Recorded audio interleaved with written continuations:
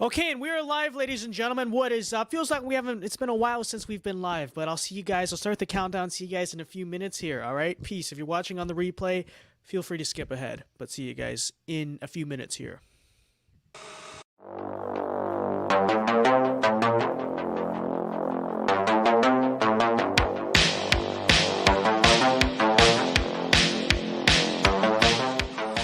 So true. I'm telling you, midterms nationalism, literally the future of the Republican Party. You cannot stop it. Yo, look, I'm the baby now.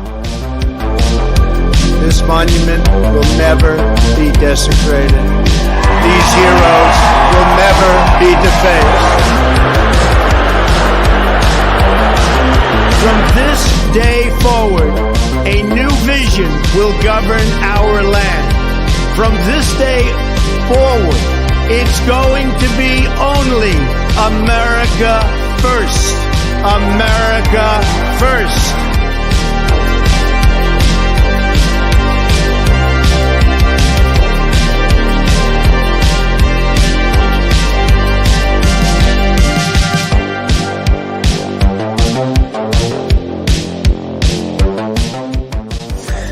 John, thoughts on Vince Dow nationalism? Oh, I mean, I've been campaigning that for the better part of 3 years now. Before I even knew Vince, it actually appeared to me in a dream, and I just have sort of been trying to subtly, when they say John Doyle dog whistles, he does, but not in the way they think. It's always about Vince Dow nationalism. They sound like a white nationalist. No, I'm a Vince Dow man.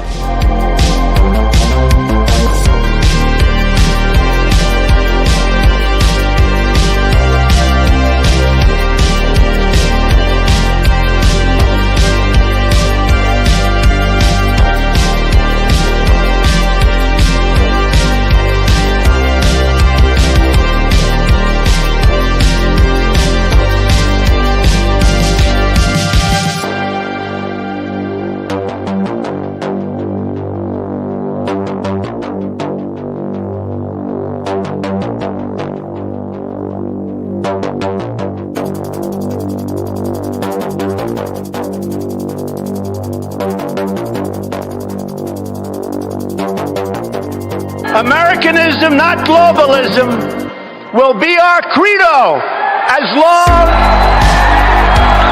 as we are led by politicians who will not put America first. Then we can be assured that other nations will not treat America with respect, the respect that we deserve.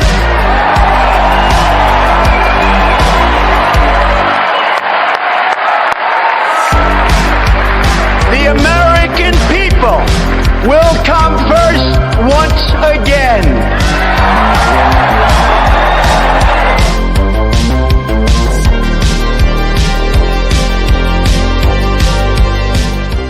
Millions of Americans sincerely love Donald Trump. They love Donald Trump because no one else loved them.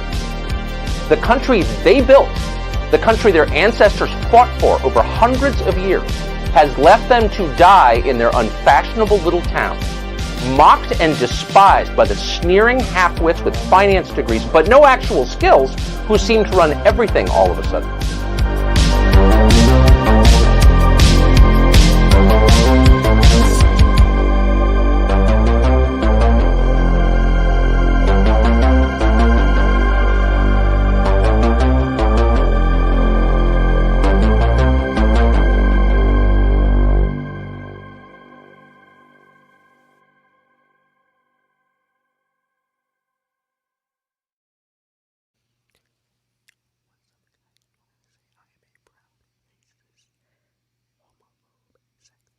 Haha, you thought the audio wasn't working. No, I gotta keep the 714 people on their toes. Okay, you thought you're like, oh, here comes, what day is it today? 11/8. No. I'm on top. You're the one who just got played. You're the one who just got deep faked. But anyways, guys. What is going on, ladies and gentlemen? Welcome back to the streams. I know we didn't stream a lot like the last 2 weeks, but we've had some internet troubles and we've been kind of busy. The internet troubles have not stopped. So if the stream genuinely does cut out in the middle, you'll know why. But you know what? We're gonna trust the plan. We're going full steam ahead. Okay, I guarantee. let's just hope that nothing bad happens. And it is a VinceDao stream. VinceDao is involved, and we know anywhere that technology goes, we know that anywhere VinceDao goes with technology, it just doesn't end well. But anyways, guys, welcome to the stream tonight. So tonight, the main topic of discussion, we'll be talking about a few things, but the main topic of discussion really, I think, has to do with, once again, the resurgence, and we've talked about this before. We think we talked about this mostly on the question of transgenderism, but I feel like all-encompassing, it's still something that is relevant. I know people are going to say, this is not really a big deal. Why do you care so much about this? I'm going to explain actually why it's relevant. It's extremely important. Every aspect of the sexual revolution actually is extremely important. And I will say that arguably, of all of the kind of culture wars that the left has pushed on us since the 60s, since the liberals have pushed on us, arguably it is this issue of the sexual revolution that we could make a strong case, and I'll kind of lay that out, why that's actually what's hurting society the most.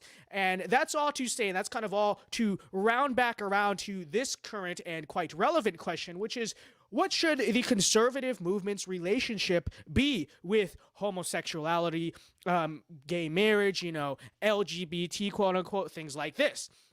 Obviously, over the past few years, and let's just say the past decade, obviously the Overton window has been slowly moving, as time has gone on. But especially over the past decade, we have drastically seen the leftward push on this issue, right? At the start of 2010, most states, I believe it was back in 2008, I believe, that the state of California, okay, so a very liberal state, actually voted against the legalization of same-sex marriage.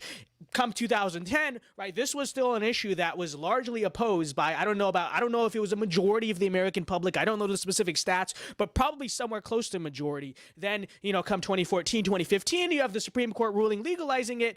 And let's also remind ourselves that in 2016, okay, so, not 2000, not 1980. In 2016, basically every single Republican candidate, including Donald Trump, up until the election, and after the election, he kind of changed his stance on it, but up until the election in 2016, every single Republican candidate, including Donald Trump, ran more or less on the message that marriage was between a man and a woman. And it was only when around the inauguration that Trump says, well, I don't plan to touch the Supreme Court ruling. But that's all to say, this is an issue that public opinion has moved extremely fast on. Okay, and I'm going to remind everyone who thinks that the stance of opposing the legalization of same-sex marriage is somehow some type of radical extremist take.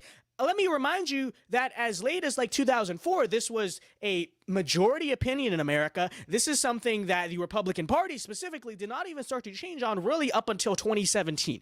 Okay, so you can't really say, that's not 1960. Okay, that's not 1980. Again, 2016. So that's all to say, this is an issue that really we have seen really quickly move. Now it's basically the case that you even have the mainstream conservative movement and all these mainstream conservative organizations and whatnot, basically, accepting, and now they're framing it as an issue of freedom. And, you have things like this. And this is what the main story we're going to be talking about tonight, which is the issue of this right here. All right, Fox, get your ad out of here. All right. So reading right from it. All right. RNC announces quote unquote Pride Coalition. And this is basically going to be kind of an organization that's set up to hopefully, according to them, help in the 2022 midterms. So announces Pride Coalition partnership with Log Cabin Republicans. If you don't know what Log Cabin Republicans, it's an innuendo for exactly what it sounds like, right? The Log Cabin Republicans are basically the organization of gay, lesbian, whatever Republicans, right? That's their whole shtick. And you see from RNC chairwoman Ronna McDaniel, the big brain genius that she is. We love Ronna McDaniel so much, don't we? Says Ronna McDaniel said RNC is committed to working with the country's largest group committed representing LGBTQ. Okay, so we're adding the Q now. Conservatives and allies. So we're gonna actually talk about the Ric. I really want to touch on the Ric Grenell statement, because I know Ric Grenell is someone specifically, especially that a lot of MAGA boomers and stuff, and is for the most part has a pretty positive opinion within the conservative movement. Quite frankly, I think he's overrated. You really kind of look at his track record. Pretty unimpressive overall, but he was Trump's first gay cabinet member, right? So of course he gets the diversity points. Of course he is the subject of all the talking points, right? The whole Although Donald Trump is the most pro-LGBT president in history, and then the ask, oh, why is that? Well, he appointed his first gay man to the cabinet. Like, okay. But anyways, I actually want to specifically hone in on this because Ric Grenell is someone who, for the most part at least, has posed himself in a positive light with a lot of mainstream MAGA, which is why a lot of MAGA actually likes Ric Grenell. And I'm actually going to kind of break down what he said here and point out to you the fact that actually Ric Grenell is someone who, based on not even just the fact that he's gay, based specifically what he's saying on this issue actually is quite frankly counterintuitive. I won't even say to MAGA, but I will say to America First, to national populism, right, to the kind of Trump revolution. Because literally you have this guy, Ric Grenell, attacking the very man where the Trump revolution came from. We'll talk about that in a second, but I want to actually, start by just discussing the so-called Pride Coalition. Look, we've been over this before. And let me actually first say, because this is supposed to be something supposedly that is supposed to help out in the midterms. That is the whole point of it. I know, but before I'm going to actually explain the principled stance on this issue, because the principles do matter. But I will say to the people who are going to look at this and say, well, but don't you need the LGBT vote to win elections? No. I mean, that's just your short answer. No. They make up a very small portion of the population. I believe in total it's about 3 to 4%, right? Somewhere around there. And you look at the numbers, it's not a significant portion that you even if you won them all, the risk of actually ostracizing a lot of other groups, right? Your evangelical Christians in general, right? Especially, and you want to talk about minority outreach. Let me just say this, because the GOP is so obsessed with black outreach and Hispanic outreach and these things. We also know it to be the case that stuff is not as, the LGBT stuff is not as popular in minority communities as it is in like kind of white suburbanite America communities. So let me just say that right now, and let me just point out that, okay, considering it is the fact that, kind of coddling up to this stuff is going to lose you a decent amount of votes, okay? It's probably going to hurt with minority outreach, quite frankly, if that's the goal. And quite frankly, there's also just going to be your standard base, right? Your standard Southern Baptist, evangelical Christian, type of Republican voting base that, really makes up the core, obviously, of the Republican coalition. Really not going to, let me just take a wild guess and say not going to be 100% on board with this stuff either. And so, and we've talked about these numbers before, but you're sacrificing that for a very small part, let me just say, of like 4% of the population. Because let's also point out, you're not going to come anywhere close to winning 100% of the LGBT quote-unquote vote, okay? I think in 2020, they were bragging that they doubled, okay? So you had all the consultants and the talking points and people bragging. Trump, according to exit polls, doubled the gay vote, and it was a double from 14% to 28%, okay? So, despite Ric Grenell and despite all this stuff, got up to 28% supposedly. That's how much you got. And, but let me actually kind of go over what is said here. So you have the announcement came through in Log Cabin Republican Spirit of Lincoln Gala thing that took place at Mar-a-Lago. Yeah. So you see how mainstream this is, right? You got see, this is, let me just say, I don't think this is no longer an issue of like, why are you attacking XYZ gay conservative activists? Can't you just let them be? I mean, now you have this at Mar-a-Lago. Trump was the guest of honor at this event. So now, this is no longer a matter of just simply inclusion. This is something that resources are actually being devoted to. Okay. They're actually putting time, money, and effort. Okay. They're hosting these events at the Mar-a-Lago. So what does that mean? That means money. That means time. That means attention from obviously the Trump family. Okay. And obviously, other prominent Republicans, including former Director of Intelligence Ric Grenell, were there. Right. So this is obviously something that is no longer just like stop alienating people from the movement. Now we are actively putting resources very clearly into going after the gay vote. And that's what it's about. And I think the question first and foremost from a practical standpoint is this wise? Does this make sense? No, quite frankly, it doesn't. Okay, it just doesn't make any sense. The math doesn't add up. But you go on to see here, right? Ronna McDaniel, who was given the Majority Maker Award, said the RNC is committed to working with the Log Cabin Republicans. Yeah.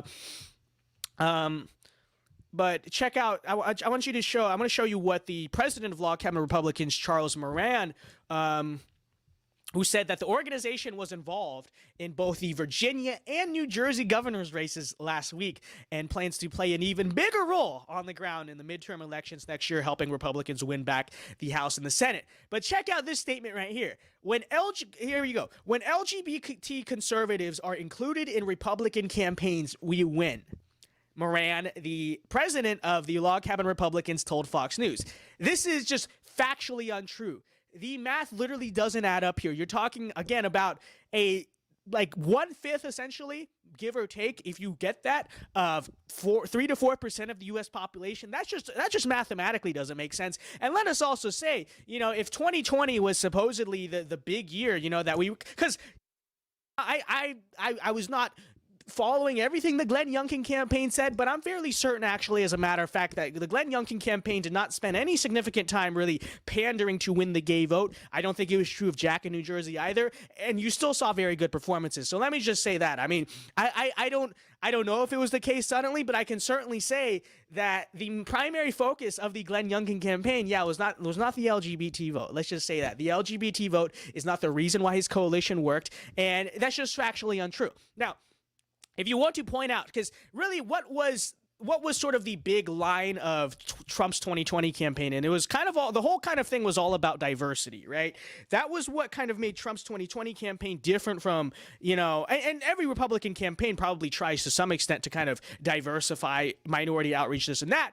But the 2020 Trump campaign made a big deal out of this. They made a big deal out of Ric Grenell, this and that. And, according to the official numbers, now I know, but according to the official numbers, that didn't win you the election. Like if we are to basically go with the numbers that they are running with too, like we didn't win that election, right? So that actually doesn't make sense. That's actually factually untrue. And that's the case. Matt Gagnon says Travis Scott too.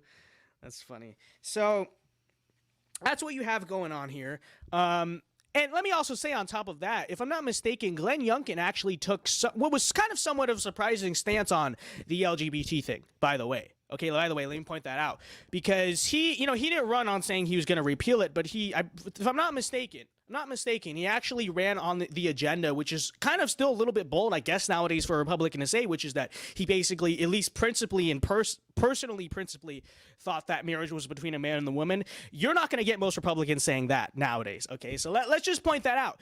The LGBT caucus really has no place taking any degree of credit for the victory in Virginia. Like, what are you talking about? It's just factually untrue that when LGBT conservatives are included in Republican campaigns, we win. No, it's just not true, though. It's just not true. So that is that's the math here. Okay, let's just make it clear: the gay vote doesn't win us elections. It doesn't. And I think it's very fitting that, it's a very fitting example of the Republican Party literally just not knowing what the hell it's doing, or literally just totally misunderstanding the mandate that it's being given. Because you look at Glenn Youngkin's campaign, this is like the big success, right? This is the golden boy election of this past year, and probably will be for the entirety of 2020. Well, the elections are over. So yeah. And Glenn Youngkin, what did actually Glenn Youngkin kind of win off of? What was kind of the issue that pushed him over the finish line? Obviously, he just had a lot going for him, charisma, the state of the country, Biden's approval rating, McAuliffe being a terrible candidate, this and that. And I talked about this on the video the other day. The issue that kind of won Glenn Youngkin the election in terms of things like he found his stance, right? He found his culture war and honed in on that. Specifically was this issue of critical race theory and this broader issue of the stuff that's going on in the school systems. By the way, gender theory and transgender sexual assault and all of those things included. And so that's all to say, Glenn Youngkin did not exactly run as like the biggest theocrat, the biggest social conservative ever, but largely speaking, it is actually true, especially in comparison to kind of the average Republican campaign. And at the very least, the average Republican campaign that you would expect, especially in a state like Virginia, Glenn Youngkin, for what it's worth, ran a fairly more socially conservative campaign and actually won because he took a harder right stance on social conservatism at the very least than he would have been expected to and we would expect of Republicans, okay?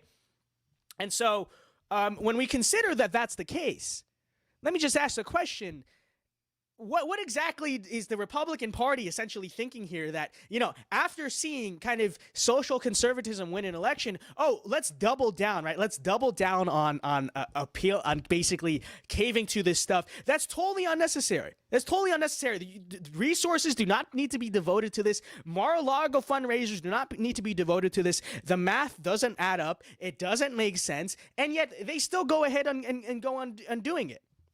And seriously, I'm very curious how many honest votes. I obviously this is never something you could study exactly, but I'm very curious how many honest votes is going to win versus how many votes it's going to lose, and or just simply like the kind of cringe LGBT messaging. It's not even that it necessarily consciously loses a lot of people's votes, but it just doesn't make the Republican Party seem as strong or as cool or just as appealing, right, as compared to other messages you could be giving. Okay. So very curious to see how that goes. But let us also say that this is not just simply an issue of electoral politics, though I will say the electoral strategy doesn't make sense here. I mean, it genuinely doesn't. This is, quite frankly, I would say this is probably just one big kind of play to not look racist, not look homophobic or whatever to, I don't know, a certain majority of the population that's not going to be voting for them anyway. Anyways, Max says, are you confident that we could successfully shift the Overton window back right on this issue in this decade? Does this hurt your support for Trump? I don't know if it hurts my support for Trump necessarily, because this is something that, this is a qualm I've had with Trump for a while. You know what I mean? It's not like I knew this is what he was like. I'm not surprised or shocked by this. I didn't express that, obviously. It's just a shortcoming of Trump, right? Which I will say is a shortcoming of basically every Republican out there. You know what I mean? I think even a lot of the harder right Republicans, at very least, if they're ignoring the issue, I think fine. But a lot of even harder right Republicans will, say, oh, Ric Grenell, this and that. You know what I mean? Kind of give credence to this stuff. So I wouldn't necessarily say it hurts. It creates new hurt for my support for Trump. It's just like a reservation I think I've had for a while, and I'm just gonna basically continue to have here. Am I confident that we can successfully shift the Overton window back right on this issue in this decade? On other issues, I will say I would hope so. I think so. On this issue, not to blackpill you, but I really don't think it's gonna happen. I would hope that it happens, but I think that largely speaking, this is something that we've been totally basically pushed into a very small minority at a very fast rate, and I don't think that's really going to be moving back. And I'm going to kind of talk about that in a second. But, Jose Rodriguez says, Vince, I'm not Polish. Not Polish. Not true. Literally not the case. Okay. So anyways. I will say also, though, that this is not simply an issue of electoral pragmatism. Again, though that matters, though it doesn't even work that way, I will also just simply say that as a matter of principle, what does it mean to be a conservative, right? And pretty central to what conservatism actually is the conservation of societal tradition, the conservation of societal norms. And it is a fact. Not just and let me say this, because there's going to be a lot of people that come along and say, no, actually, Vince, conservatism is about freedom. Therefore, same-sex marriage, perfectly fine, right? Conservatism is about the preservation of social tradition, the conservation, right? Conserving social tradition and social norms. Let me just say, it has not just been a social norm in America up until 2014, right? That marriage is between a man and a woman, but this dates all the way back, right, to the West, okay, the Christian West, rooted in Christianity, has recognized marriage as being between a man and a woman for, I don't know, just a little bit under 2,000 years. Okay, just a little bit under 2,000 years. This was a universally accepted truth. Okay, this is something that, literally a few decades ago probably would have been completely inconceivable to most people in the West, and frankly most people around the world. And all of a sudden, now that we've had basically a total 180, a total shift of this in the past 5 seconds, suddenly now we're somehow so evil or whatnot for actually wanting to stand for a social norm. Now, I will also say that if we recognize, as most conservatives will say is the case, that strong marriages and strong families form the bedrock of society and are necessary. Even the small government Republicans will talk about family values, this and that. I will also say that the issue of what marriage is and the meaning of marriage is something that goes far beyond simply just like, well, I just don't like it. You know what I mean? Like, whatever a society's definition of something as important and as key as marriage is, that actually matters, and that's actually going to have a cultural precedent as to what marriage is, right? And how families actually started, and what the rate of starting families is. Like, there's going to be this effect. There's going to be this fallout. And I will say on top of that just in general, not just on the issue of marriage, but the broad scale platforming of the LGBT movement, okay, the political movement and the cultural movement specifically, which is it's an end of the sexual revolution. It's basically half of the sexual revolution, I'd say. The other half, you're talking about just promiscuity and those things in general. Those all have had a pretty significant effect on just the utter degrading, right, of our culture. Okay, you see today, obviously, that sexual culture is out of control. All senses of social norms and social morality are totally, all over the place. Right, this stuff matters, right? And this stuff matters. And I would say again that, if you're someone who remotely cares about tradition, which is literally the definition of conservatism, you have to care about tradition. It should alarm you, actually, yes, that our society's very definition of something that is important as marriage. And notice, I'm not talking straight out of the Bible or anything like this. I'm talking from a secular standpoint. A society's definition of something as important as marriage, and as a conservative, it's a generic talking point to say that marriage is important. That's actually going to matter. The platforming of lifestyles that are obviously not of social norms, social traditions, and obviously not of, dare I say, biological norms either, right? We understand that. We understand why that is, right? This stuff all collectively damages society a lot.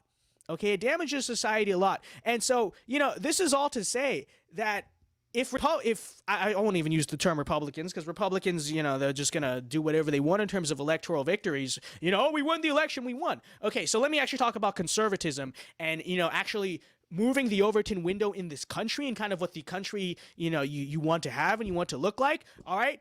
Again, take electoral politics out of this. Although we again explained that the electoral politics doesn't add up, right? If Republicans essentially are sacrificing every single principle that there is to win all the elections, whatever it is, right? You could theoretically have a country where over the next few decades, Republicans see a lot of electoral victories, but my loyalty is not to the Republican Party. My loyalty is to conservatism. I actually want to live in a conservative country bound by certain social norms and certain social traditions that were, again, mainstream for most of American history and, frankly, most of the history of the Christian West, right? The post-pagan West. And I don't know what the story on that stuff was, before Europe became Christian, but you know what I mean? And so for me, and this is just one issue, obviously, but the more and more that the Republican Party continues to move left on things like this, it kind of pisses me off and whatnot. But I would also say, in the grand scheme of things, right, if we are basically, again, becoming the liberals of 10 years ago, if we are basically just becoming progressives walking the speed limit, and again, not even like ignoring this issue, actively platforming this, actively taking the liberal stance on this stuff, what is, and again, whatever that is, right, that's basically over the course of time is going to be associated with just normal conservatism. Obviously, like, what the kind of mainstream Republican Party represents in America, and most people associate with just being normal conservatism, and the Democratic Party normal liberalism.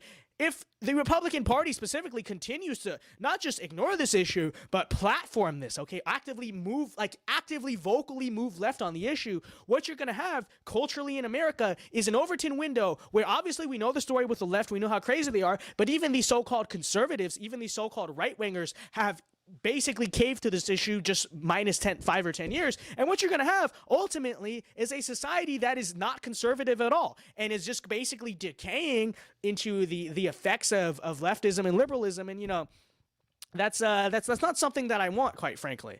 So that's what I will say about that. Okay. This is actually a matter of principle. All right. And I think as a conservative, you saying it's traditional alone, that actually is enough. Okay, people might say, well, just because it's traditional. Well, I think the tradition did have merit. You know what I mean? It doesn't just have merit, obviously, in its definition in the Bible, but also the functionality of how marriage has basically been able to keep Western society afloat and alive for like 2,000 years, right? And we know, right, why a marriage culture, a family culture, X, Y, and Z are so important in maintaining a stable and cohesive society. And what happens when you abandon the definition of marriage that your civilization has held for 2 millennia, you know, it combined that with all these other aspects of the sexual revolution, right? You know, all combining them, you know, feminism, whatnot. You're going to get a society whose families and whose marriages and whose, you know, kind of family culture is going to completely fall apart. That's obviously what you're seeing. And then understanding that families are basically the central bedrock of society. You can't have a society survive at all whatsoever without, you know, strong families and strong marriages. Obviously, we know that's what it's going to do to society. So, you know, it's a tradition, but I think you could also very rationally realize why that tradition is good and why that tradition is actually a good thing. And for conservatives, obviously, who, you know, say, well, I'm okay with them marrying, but, you know, it's this other stuff I have such a problem with, all the new stuff. Yeah, well, I mean, I think you can pretty clearly see at this point, not just with this issue, with all the issues, that the slippery slope is not a fallacy. These seemingly reasonable things like we just want the freedom to marry, we just want the freedom to protest at American universities, we just want the freedom to smoke weed and protest the Vietnam War, right? All of these sort of, but my freedom, and actually I'm gonna talk about this more in a second. All these sort of, you know, we just want free speech, we just want freedom and tolerance type of talking points that you will see from liberal movements, right?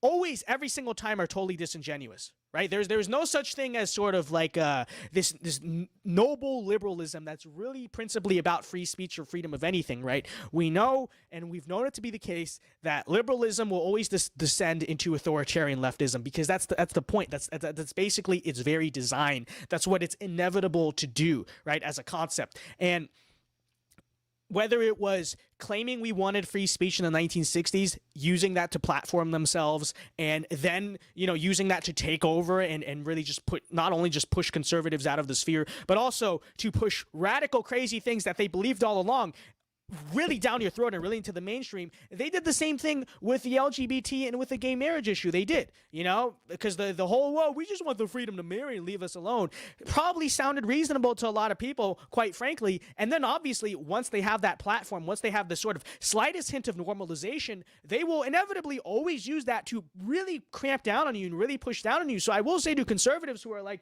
you know, it's all this new stuff, I don't like the Blues Clues or whatnot, understand that all happened because you gave them the platform to do something that you shouldn't have done, right? That's what they will do. They will come for the social norms. See, the goal is the inversion and the erasure of social norms, okay?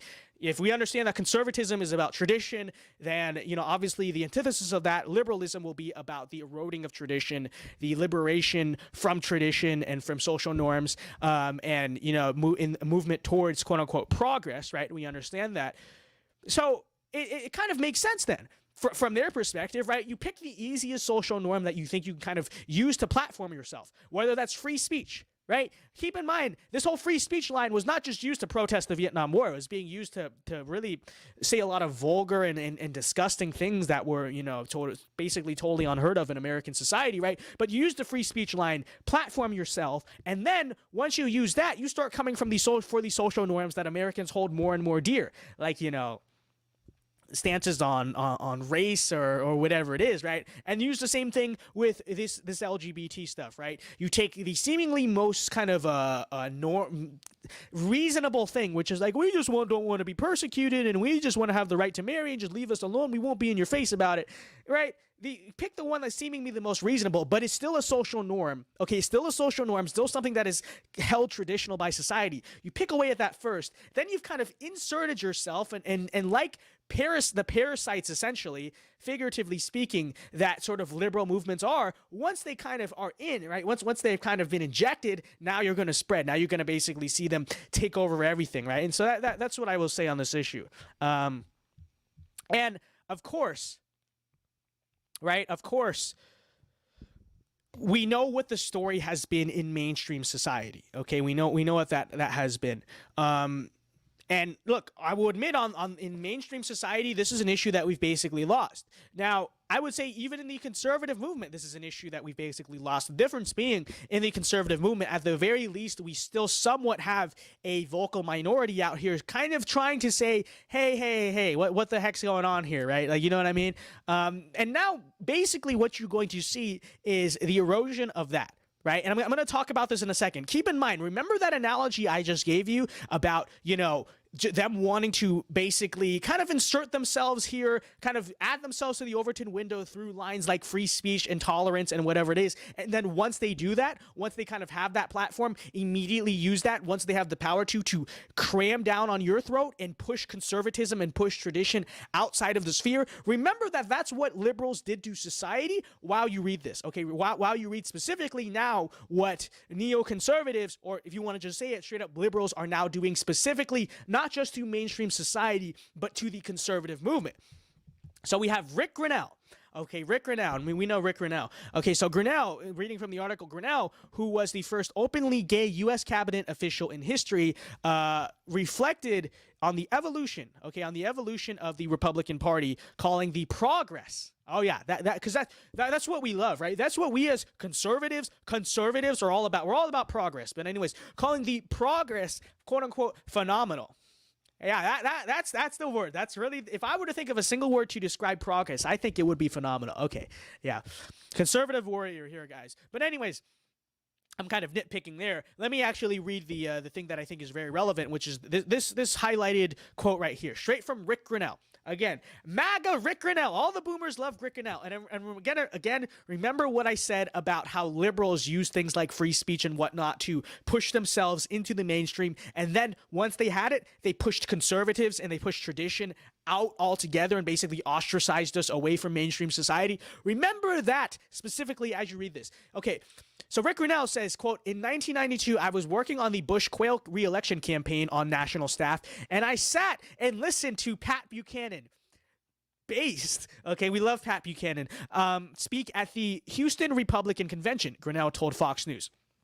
And, he kind of throws this diss here, right here specifically. He says he outlined a strategy where gay people were not welcomed in the Republican Party, right? Which he's contrasting, obviously, to saying now the progress away from Pat Buchanan has been phenomenal. And, you look at or gay people were not welcome in the Republican Party, okay? And let's see, Grenell continues, I can remember sitting there listening and vowing to not allow that to stand, okay? So he listened to Pat Buchanan, okay, the godfather of modern paleoconservatism, the godfather of all of the ideas that not just me, but basically all of the kind of the channels you probably watch and are into, right?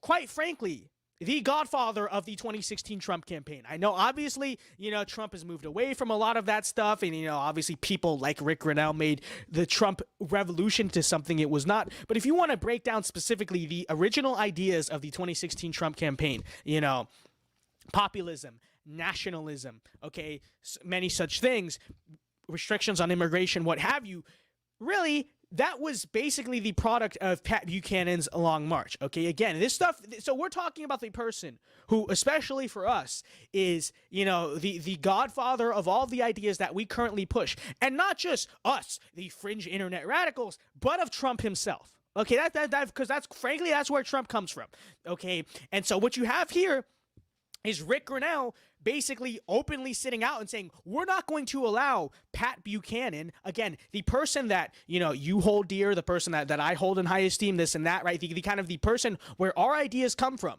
So keep in mind, it is not just Pat Buchanan that's being dissed in this by Ric Grenell. It's anyone who subscribes to a vast majority of his ideas. That's me. That's probably most of my viewers. That's probably most of the people in this community, right? And Ric Grenell openly gets out here and says, I remember sitting there listening and saying, I vowed not to allow that to stand because I knew as a consistent conservative that to embrace people who want limited government, okay, yeah, that's what it's all about, right? And again, the co-opting of the Trump years. Obviously, we know 2016, it was all about limited government. People really ran because they wanted limited government. Yeah, okay. and limited government involvement in their lives and more personal responsibility was the conservative principle, and that he was wrong. Factually untrue. We've talked about what real conservative principles are, earlier. But, you go on here. Now we have 29 years later, we were at an event where, this and that. Okay, it's phenomenal for me to look back and see this and champion an organization like Log Cabin. Okay, so understanding again. And if you don't know who Pat Buchanan is, because I know someone asked that earlier, he's basically the ideological godfather of, the modern wave of paleo-conservatism, right? Worked in the Nixon White House, worked in the Reagan White House, and basically was a pundit and a writer for a lot of years, ran for president quite a few times, right? And he's kind of the person, again, who has been responsible for the long march of our ideas, okay, of paleo-conservatism, of national conservatism, whatever you want to call it, right, through these many years. And what you have here, obviously, is Ric Grenell saying not just Pat Buchanan, but again, Pat Buchanan's ideas, right, Buchananism, saying, I couldn't believe it, right? You're not welcomed in the party, and it says, we will not allow that to stand. Now, again, let me again make the analogy, okay, because this is something that is very important to mention. So, obviously, like I mentioned earlier, liberals in the 1960s, since the 1960s, I should say, on a lot of different issues, have done this exact strategy, right? There's some type of social norm or social tradition in America. Liberals will erode it by first saying, we just want, quote unquote, free speech or tolerance or the right to marry or whatever it is. Use that to insert themselves kind of into the Overton window, kind of give themselves a platform, and then use that to crack down on the rest of us, to crack down on the ordinary conservative and kind of what traditionally Americans used to think for the most part, right? And again, once they have that platform, beat down on you, push you out, right? Once they have the seat at the table, quote unquote, push you and everyone, you stood with out of the table, and now the table belongs to them. Well, again, it's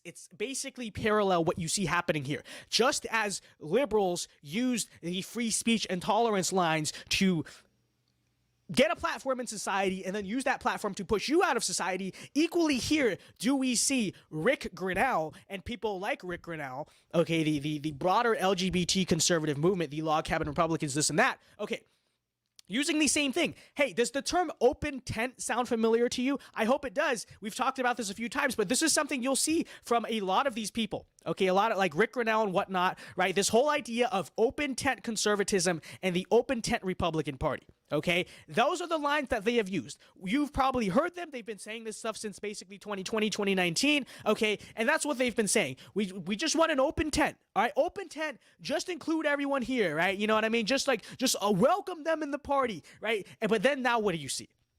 Now what do you see? Now that the open tent strategy of just, hey, let everyone in, we need the votes, everyone's welcome in this movement, we like a big tent, an open tent, quote unquote. Now that we have this supposed big tent, what do you see? What do you see? Do you see any degree of them trying to coexist? Or do you see Ric Grenell openly going out here and directly attacking Pat Buchanan and saying that what Pat Buchanan stood for cannot stand in the Republican Party?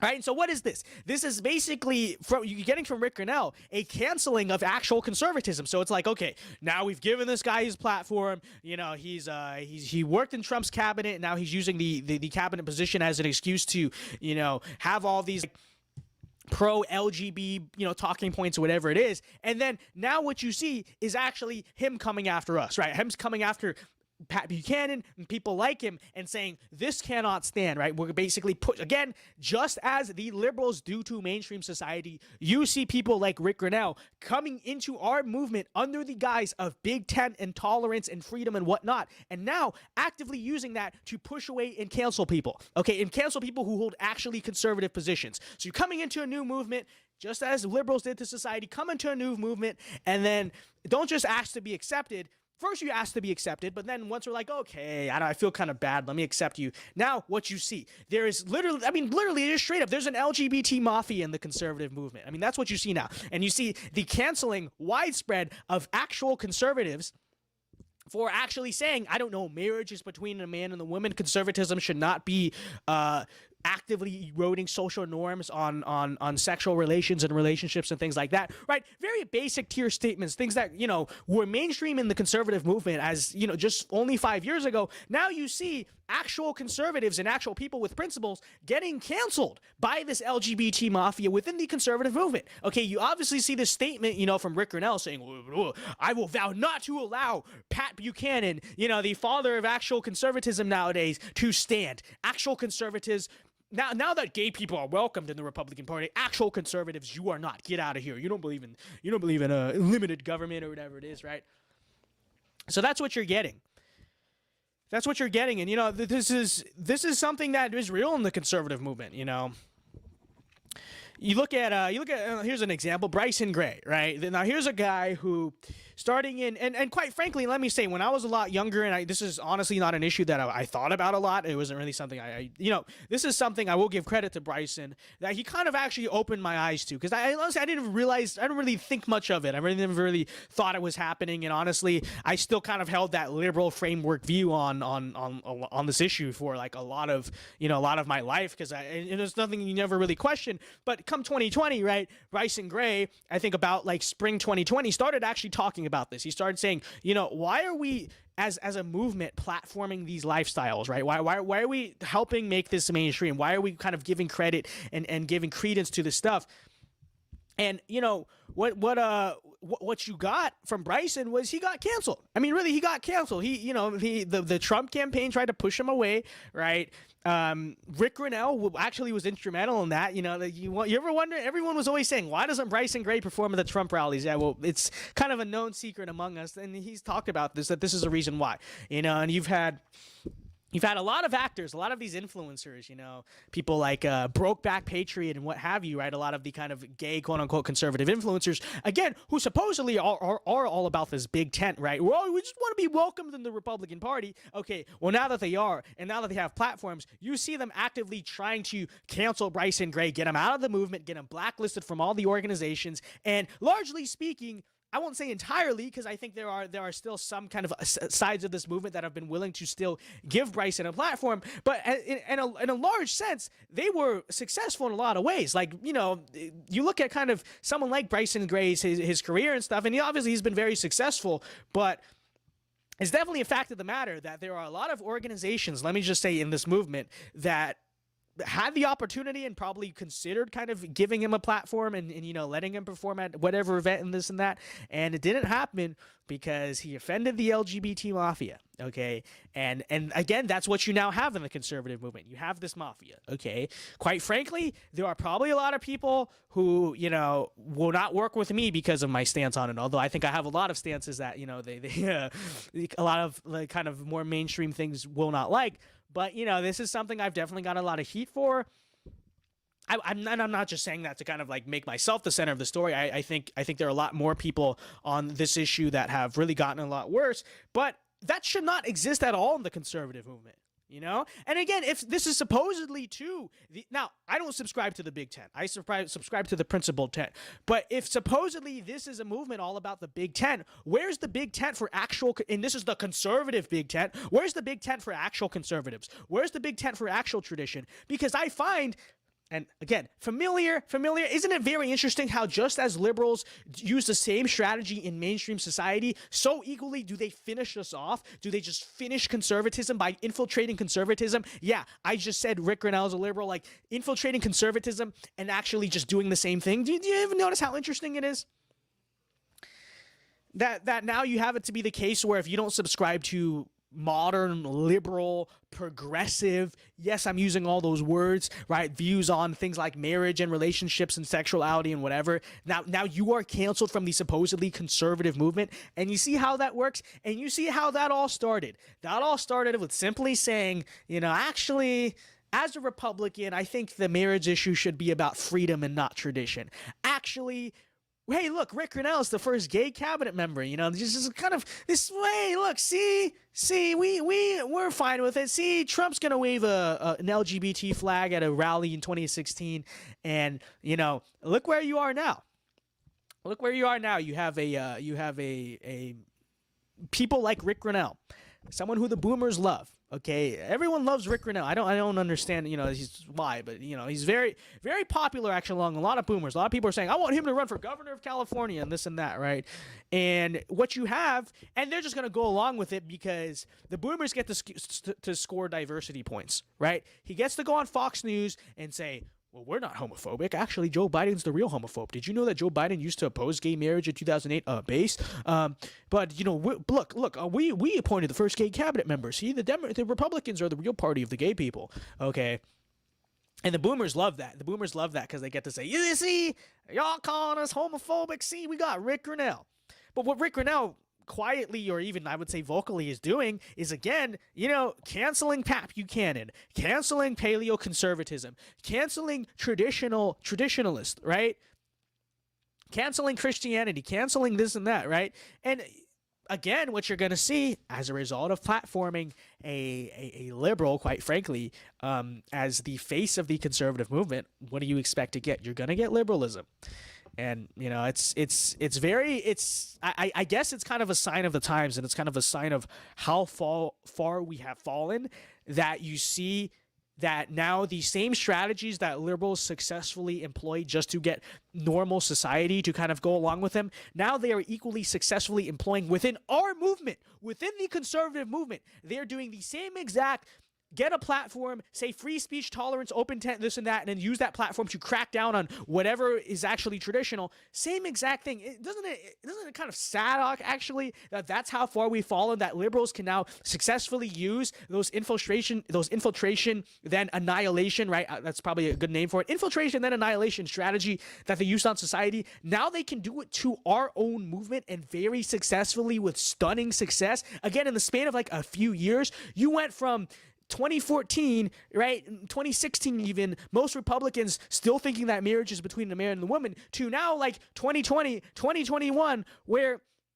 it's basically the case that if you go out there and you say that marriage is between a man and a woman, you will be canceled.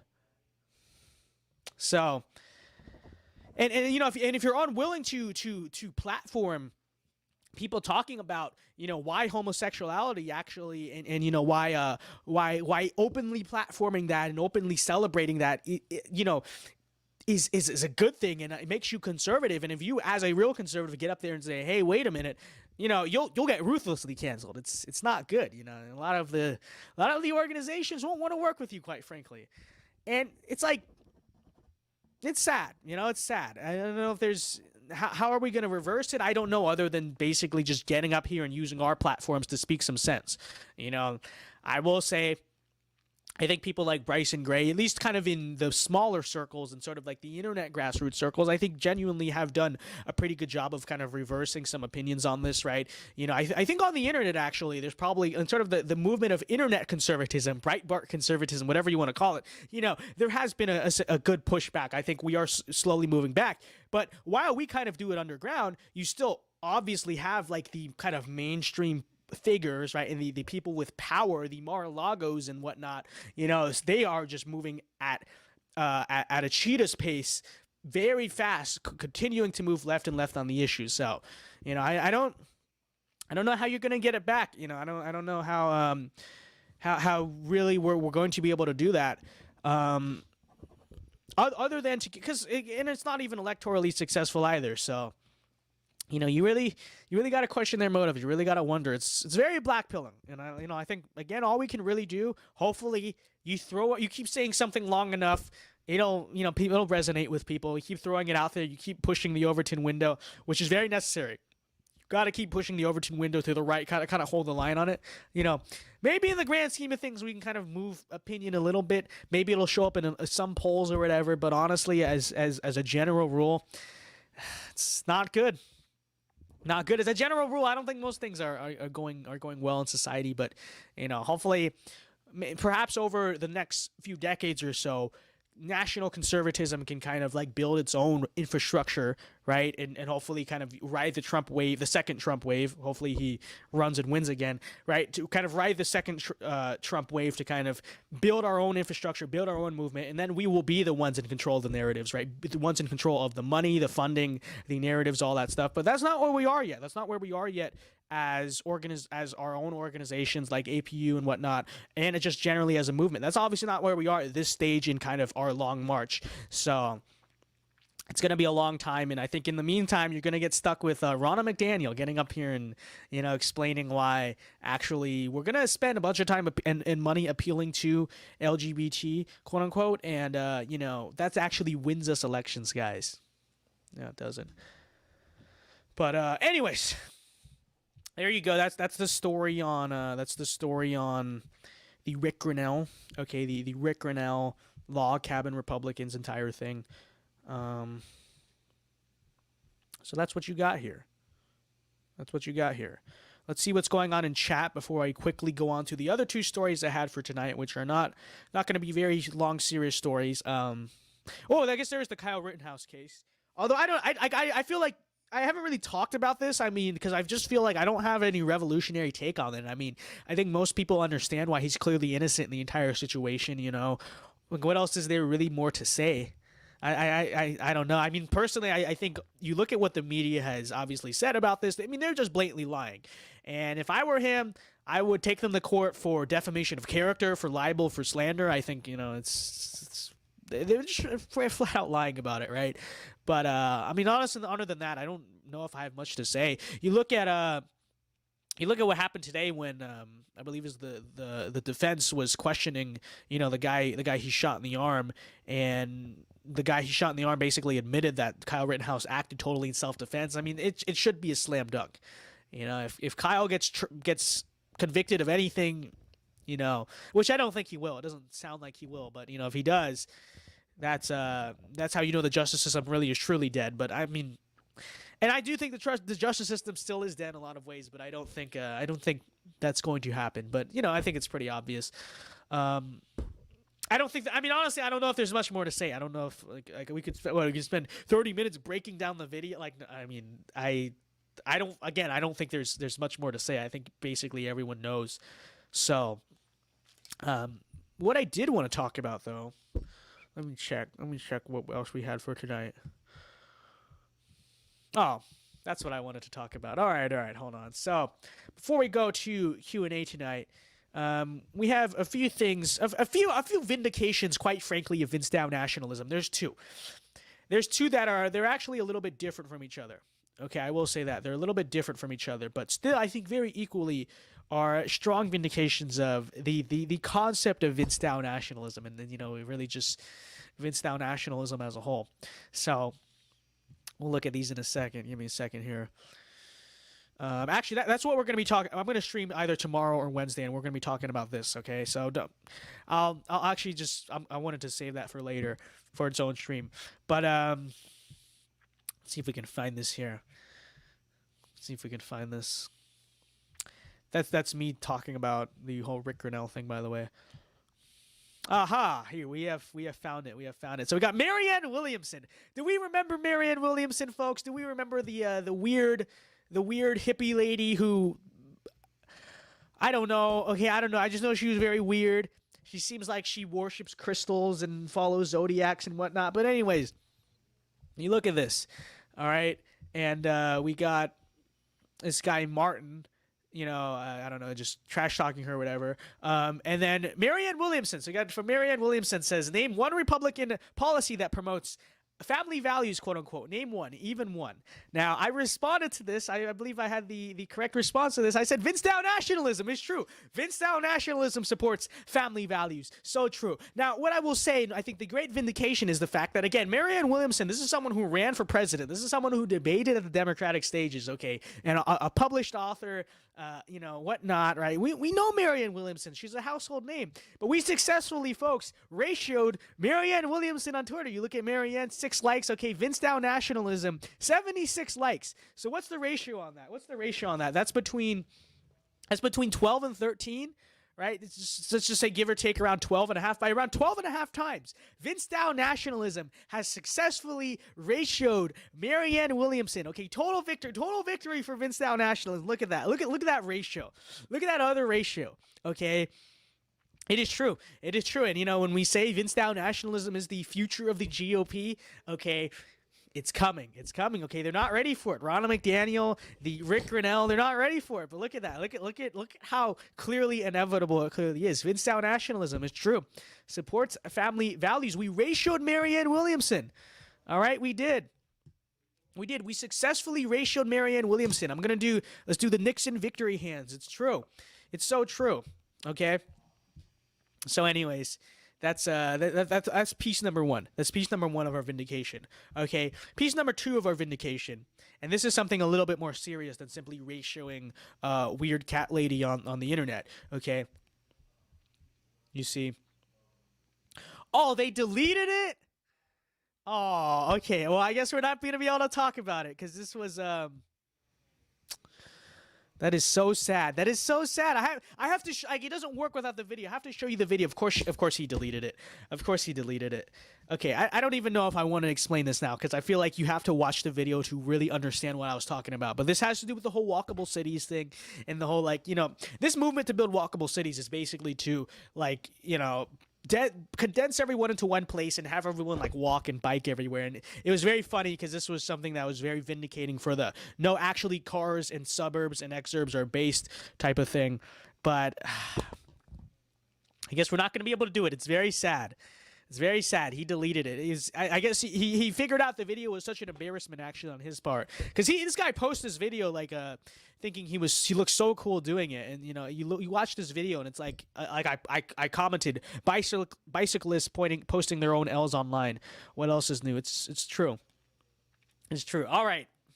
I guess we can't talk about that. We'll revisit the walkable cities thing another time when I have some more evidence basically to use. But that'll wrap up the news part of the stream. So we'll go to the chat. So, for the next hour or so, drop your questions, super chats, send them all in. We love to see it. And let's start talking to chat, folks. So this will be fun. I haven't talked to you guys in about a week here, so let's see what's new. Let's see what's new with the lovely chat. We see GK Chesterton, used to be Robert A. Taft. So it's kind of a base name change, to be honest. Does the Republican Party support Vincedao nationalism? No, that's exactly the thing. It doesn't need to. Okay, it doesn't need to, because the sun will never set, and it's inevitable whether the Republican Party wants it or not. Right? It's the infiltration method. See, we're using their own methods against them. We're going to use the liberal infiltration method, except we're going to use that to platform conservatism. Everyone's just going to say, well, Vincedao nationalism, what's so bad about that? And then, when we start, let's just say, wielding power effectively, everyone's all of the detractors, all of the neocons, all of the liberal conservatives, liberal Republicans are going to be like, oh no, why did I say this wasn't so bad? And Vincedao nationalism will just be like, haha, too late. We have the institutional power now. It's happening. It's going to happen. It's going to happen. Big tent conservatives, be warned. It's going to happen. You're going to fall for it too. You will be deceived. You will be deceived, and it will be far too late. And we have the heat waves too. The official glasses of Vincedao nationalism. Let me close this out here.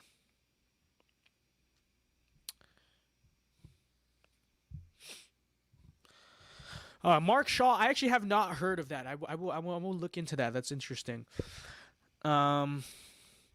GB says, the sun will never set on Vincedao nationalism. So true.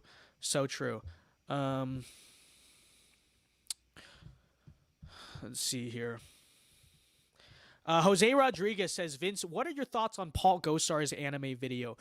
I will say that is one case of anime being noble and me not hating it. And, I think a big reason why I'm willing to actually say it was actually a pretty cool video was because of the fact specifically that he did not draw himself right as anime characters. It had an anime style to it. It had sort of that Japanese anime intro style to it, but it just had real life people. It didn't have the cringe cartoons. And quite frankly, I think it's the way in which people are drawn in anime that usually is just the most weird looking and the kind of the most cringe in a lot of ways. So honestly, I didn't think it was that bad. I actually thought it was quite a good video. So, and you can go watch it yourself. I know he said any anime fans here, but really it wasn't something that really gave off very strong anime vibes. And it was a good video. Okay, I'll say it was a good video.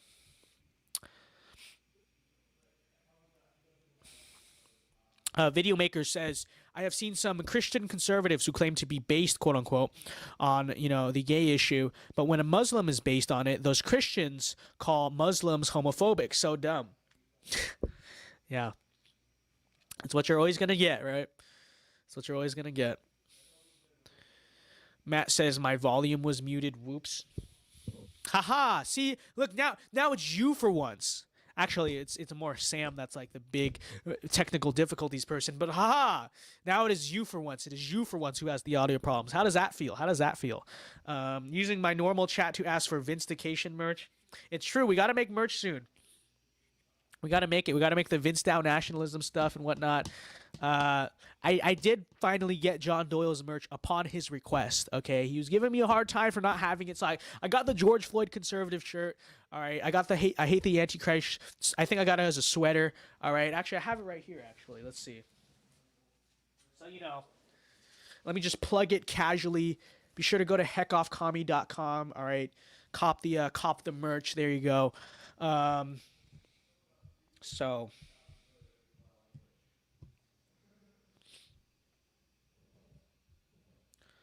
Let's see. Moment Bruh says Britain's military beat the American military by a way of forfeit. When?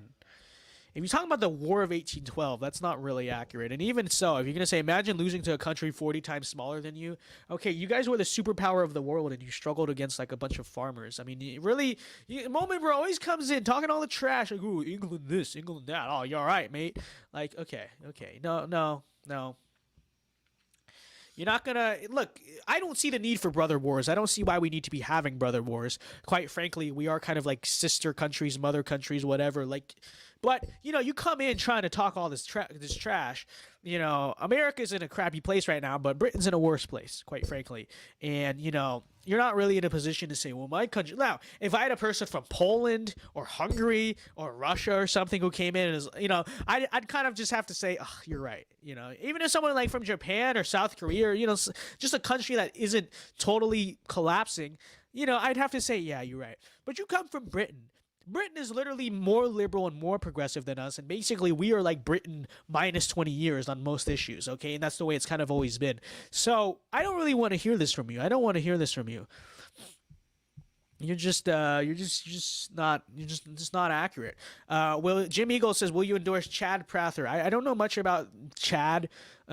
He is a Chad, but I'm going for Huffings. Okay, Don Huffings. That's my endorsement. Solid candidate.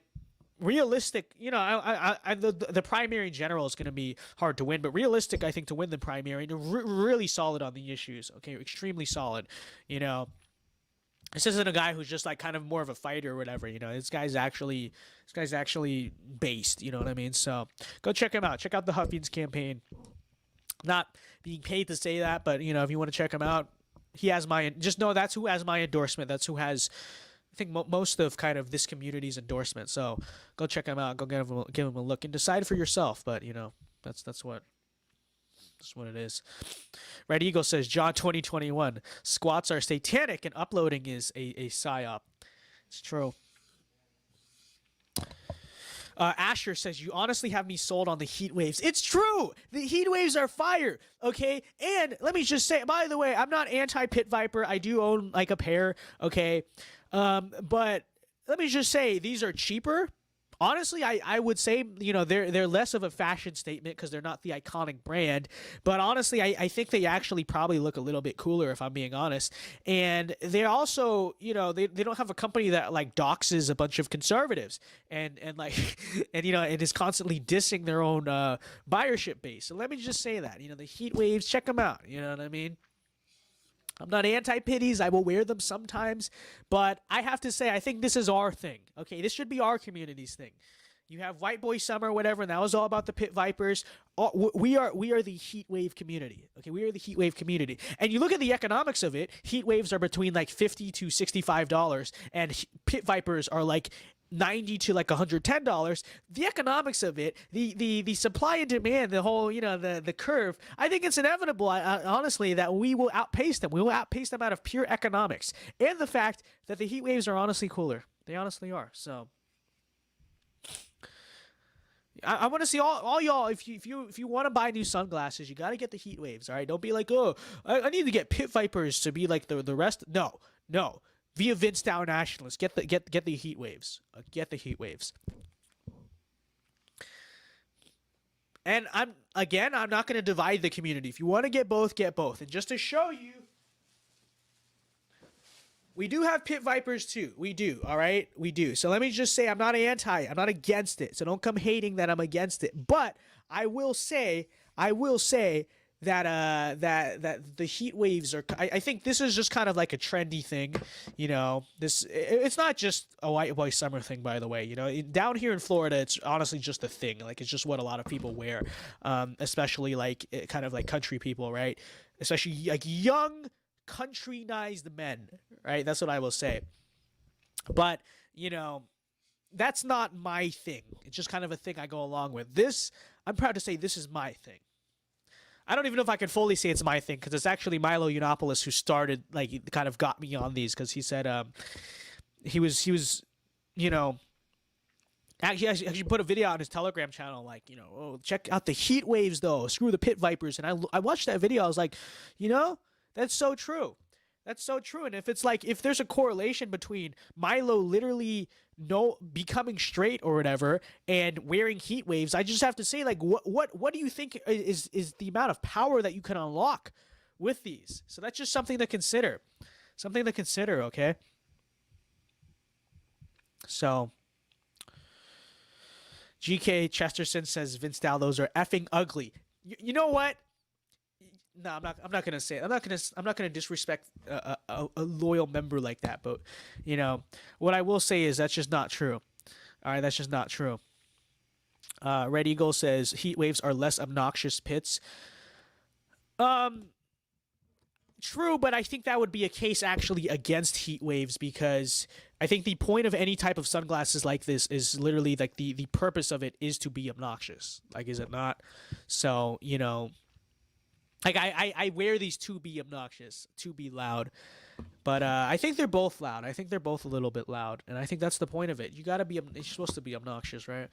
Big Nick says, how you doing? What's up, Big Nick? People are making fun of my desk for being dirty. Okay, listen here. Okay, listen. There's ample space. Okay, we were doing work before this. All right, leave me alone. Vince, why don't you there's literally, it's just scratch paper from freaking homework on it, all right? Chill. Literally leave me alone. And I have a cold, so I've had this, okay? That's it. That's literally all that's on here, besides a bunch of different types of sunglasses that we spontaneously sometimes put on in content, okay? So it's really not as messy as you guys are making it out to be. That's actually not true. All right? I'm trying to see if Putin is in the room with his heat waves. Oh yeah, that is well, I don't know. Look around, maybe you'll.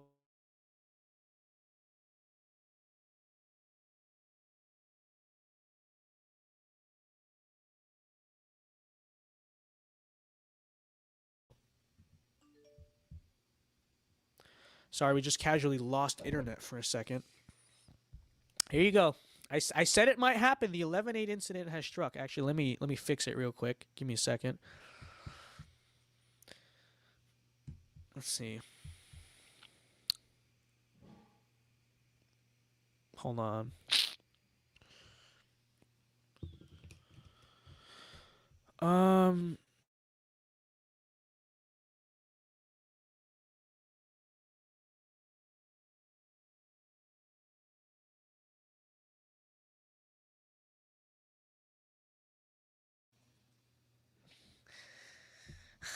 It's true. No, it is true, though. The mention of Putin bricked everything. It's true. It's true. Notice that. We start talking about Putin, people are theorizing that Vladimir Putin is actually in this room right now, and immediately, what happens? They take it down.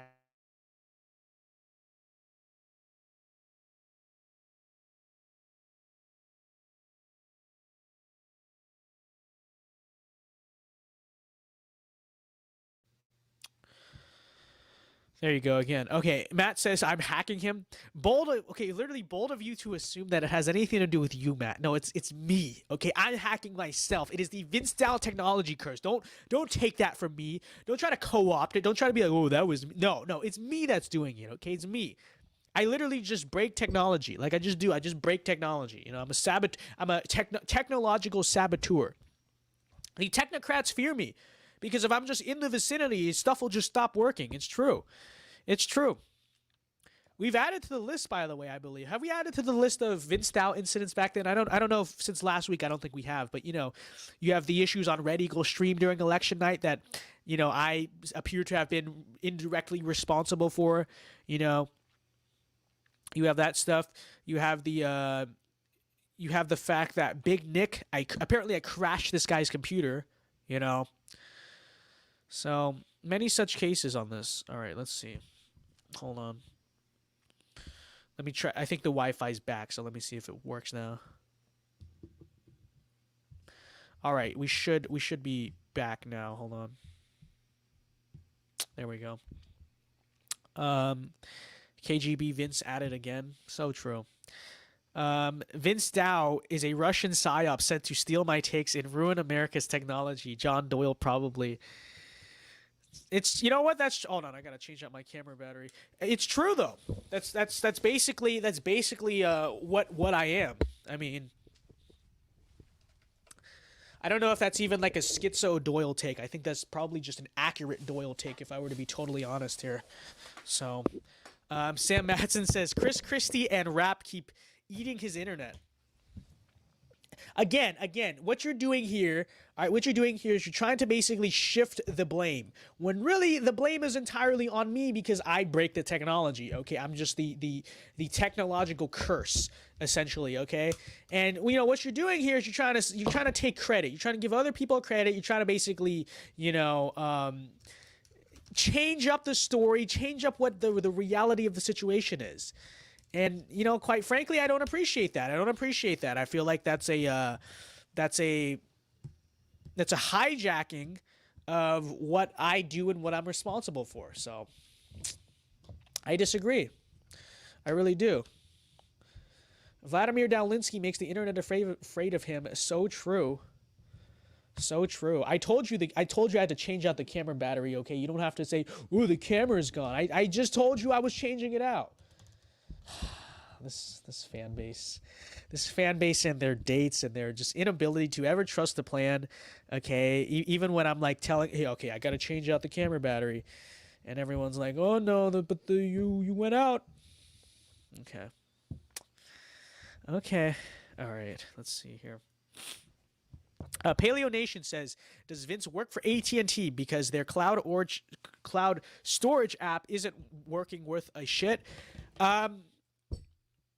You know, maybe, I don't know, maybe I've just been in the vicinity of an AT&T cell phone tower within the past, I don't know, 90 days, and as a result, it just doesn't work. You know, I seem to have that effect on things, so I don't know. I will say, I don't know about AT&T. I know that I'll tell you what storage really sucks. iCloud storage. You ever have a video, like a long video in your iCloud and your photos, and it'll upload to iCloud and then take off your phone? You can literally never get that video back half the time. It doesn't download. Like, they just don't download.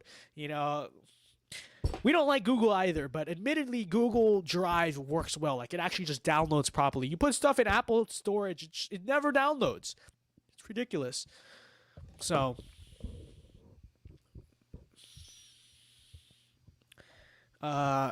Vince is a Russian Polish hacker. You don't know that. I'm not Polish, okay? I'm not Polish.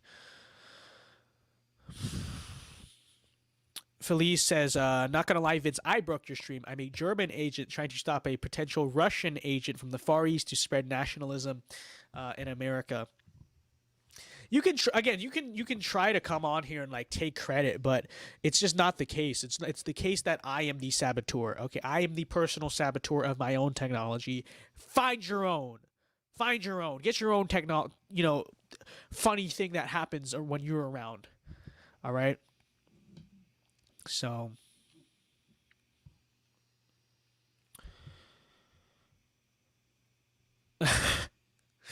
I'm not reading that comment. Let's see. What else do we have here? iCloud. I know it does. It's so frustrating. iCloud is terrible. Okay, I don't know. You would think with all the resources that Apple has, maybe they could competently run iCloud. But Sam Madsen said Vince did the gain of function research. So not true. Okay, just so not the case. That's not the country I work for, Sam. Okay. You have the wrong regime, okay?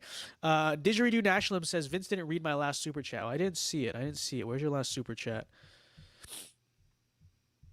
I don't see it. I don't see the last super chat here. I'm looking for a super. When did you send this? I don't know. I can't find it. I cannot locate the super chat, folks.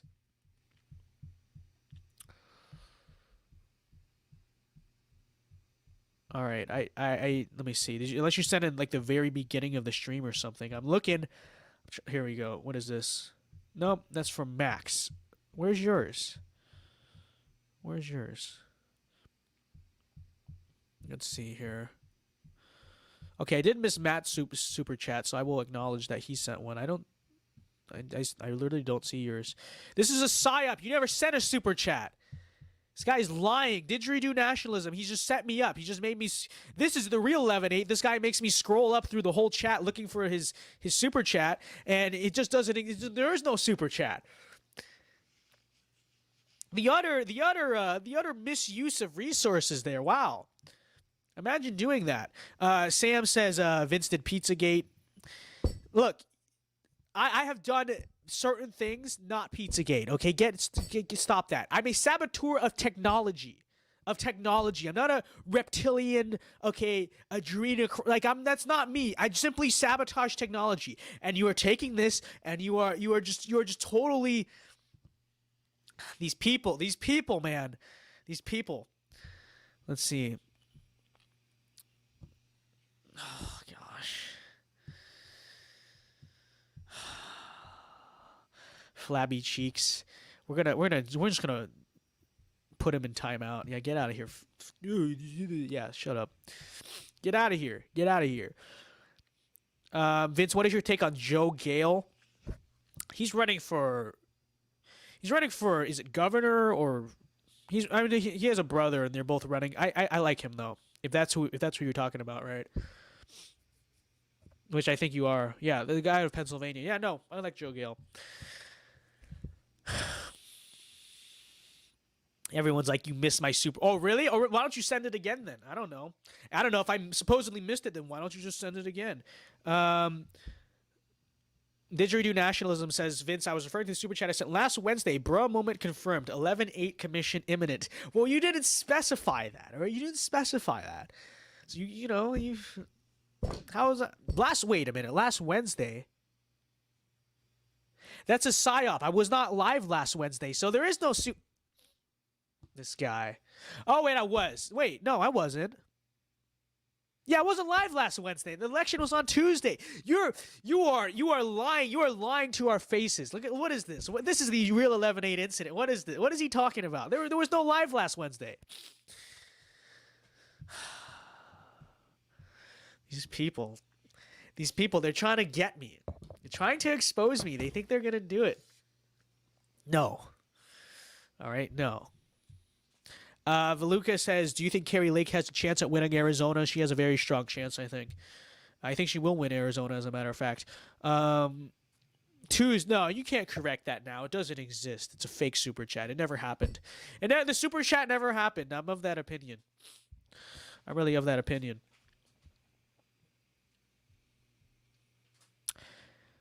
I have addressed that before, have I not? I'm pretty sure I have. Vince will rebuild the Mongol Empire as Dalgas Khan. No, I'm Chairman Dao. Okay, I've been thinking of that name because it's like I know we've taken the whole emperor thing for a while, and I still do like the identity as being like the Caesar of an empire. I think that's cool, but the name Chairman Dao, it's just so catchy, it's just so iconic. And it rhymes with something I don't want to be associated with, but still, it works. You know what I'm saying? It just works. So, I feel like that should be the name going forward. It should be Chairman Dao. 2020 was the era of Vince Dao Empire and Vince Dao and Emperor Dao. I think now 2021, we're moving forward in history. Okay, so first we had empires and monarchies and whatnot. Okay, now that we're further on in history, we have autocrats and we have nationalist governments. So I think really it should be Chairman Dao and Vince Dao nationalism. I think that's the new identity going forward. And we'll leave the empire thing behind. You know what I mean? Rep says flexing on chat by sending the largest super chat so far. So true. So true. Oh yeah, what are you other super chatters gonna do about that? Huh? What are you gonna do about that? You gonna let Rep stand you up like that? As he, Rep is truly king of the Vietnamese people in many ways, and one such way. Look, he's ruling the live chat right now, and he's ruling many other things. So are you gonna take that though? Are you gonna accept that? I don't know. We'll have to see.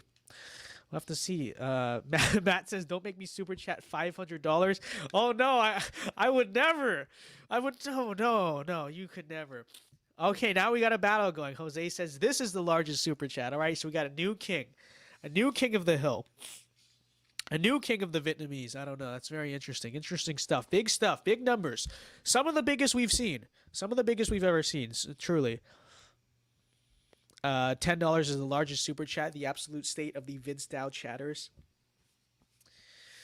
Look, I'm not rich, okay? I'm not rich.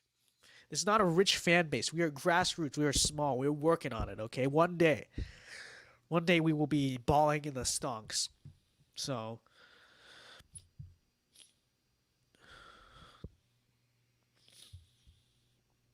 oh, we got an $11 one chat super chat. Okay, so now GK Chesterton, the new king of the chat, folks, the new king of the chat. And Rep says I'm still king of the hill as I live in Texas.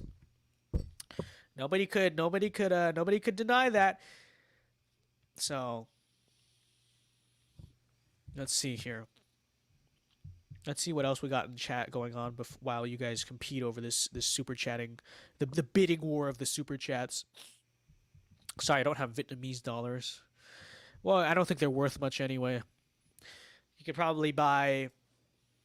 Yeah, I don't think they're worth much.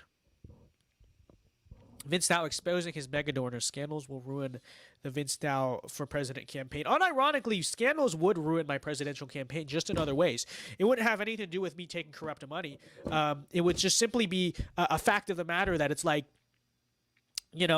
I'll get up there and speak. It'll be my opening announcement speech. It'll be like, everything has to go right here, right? You got to have the best speech ever. I'm getting up here. I have a very good speech prepared, okay? And as soon as I look in the eyes and I'm like, the American people are sick and tired, and it'll just, the audio will stop working, okay? And all the major networks who are broadcasting my announcement speech, the live feed will crash, the mic will cut out, and that's what we're going to have, okay? And that'll be the story as always. That'll be the story, and it'll train wreck the campaign. And the supporters will deem it to be, I don't know, 5-2 or whatever I announced in the campaign. Sam Mountain says Vincent's streams are as dysfunctional as the Florida Democratic Party. So true. So true. But the Florida Democratic Party does not have a master plan. It is not all part of the plan. And in this case, it is part of the plan. It is part of the plan.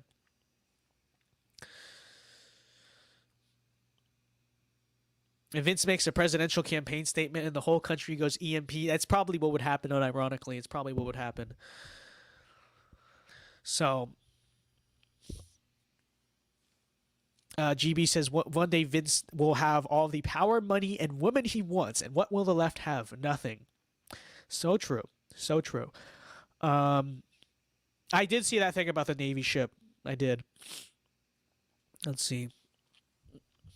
Let's see here.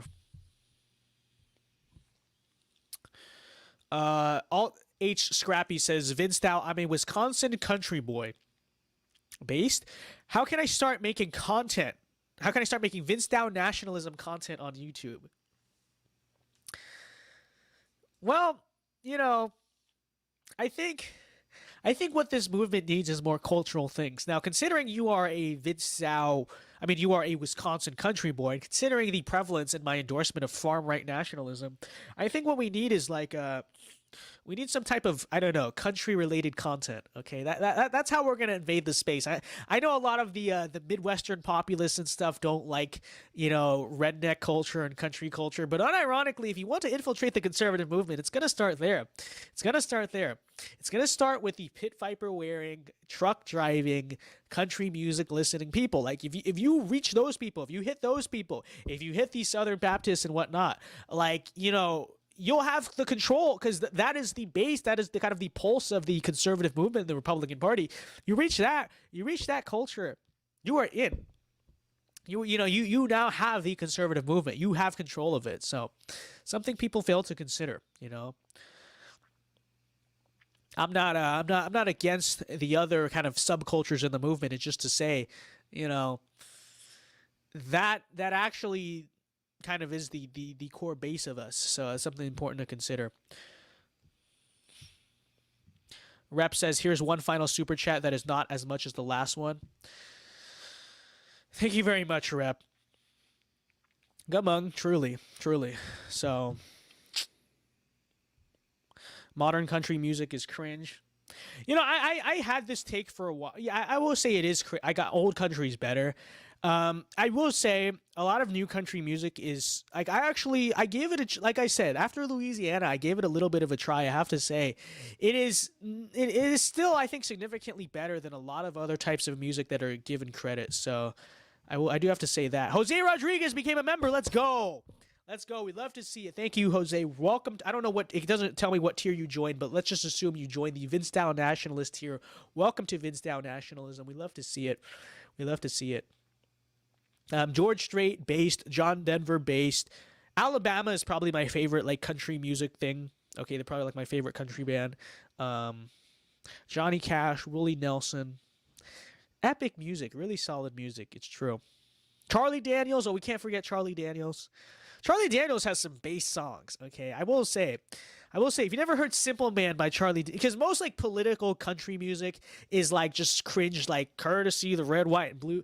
No, country like Charlie. That "Simple Man" is one of the actually authoritarian right songs. Like it's actually an authoritarian song, by Charlie Daniels, written in the '80s.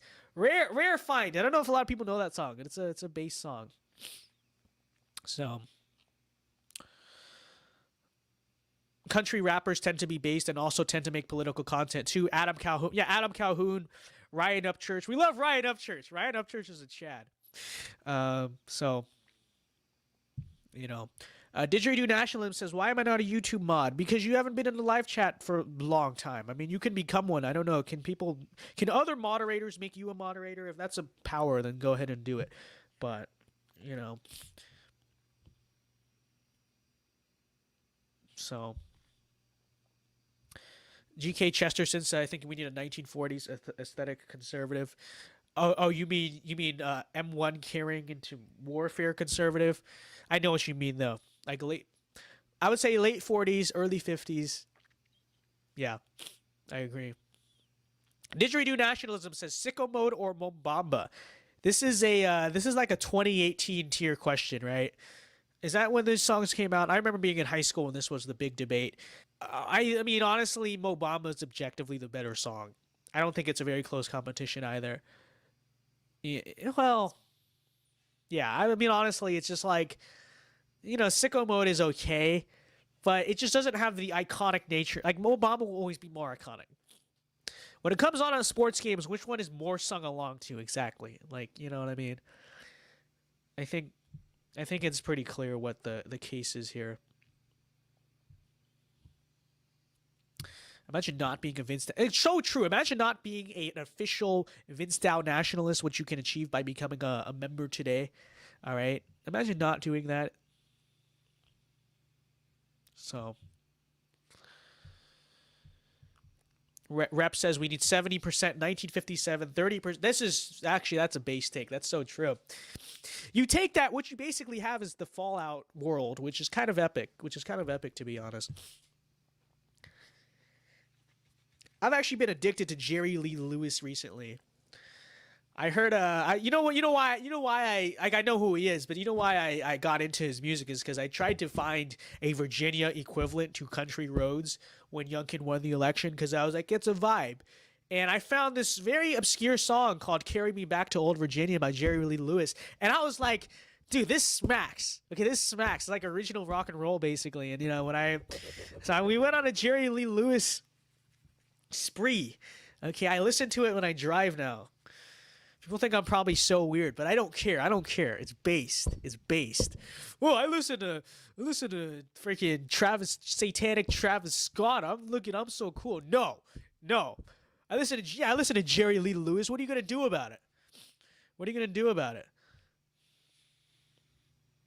Country Roads is literally about Virginia. It's clearly about West Virginia. Blue Ridge Mountains, Shenandoah River, aren't those all things that are specifically in West Virginia? I'm fairly certain it actually is about the state of West Virginia. But I will say, Carry Me Back to Old Virginia, or is it Carry Me Home to Old Virginia? I forget what the song's even called. I would argue that's actually a better song than Country Roads. Maybe that's a hot take. I actually like it better. Like, it's more catchy in my opinion, so consider that. Listen to the Drive soundtrack. True. Oh, I don't care. Okay, I appreciate the song I discovered. Okay, you don't take that from me. It's just fine.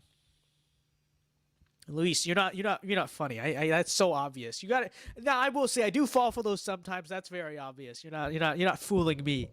You're not fooling me with your tomfoolery here. Okay, you're just not gonna do it. You're just not gonna do it. And Moment Bra, I mean, that's not. You mean you're. It's just too obvious. It's just too obvious. Like, it's just do better. Oh, I mean, you know. So let's see. We'll go to 11 p.m. Eastern time. So we'll do a full 2 hours here. But let's see what else we got going on. No, you can't drop a troll face when you were unsuccessful in your trolling efforts. All right. But anyways, if you guys have actual questions, you can send them in. I know we've been on a quite frankly a quite autistic tangent for about 30 minutes here. But if you do have questions, you feel free to send them in still. Jerry Lee is a devout Christian. He even left rock because of it. I actually didn't know that about him. I don't know much about him other than his music slaps, but based. My opinion of him is better now then. So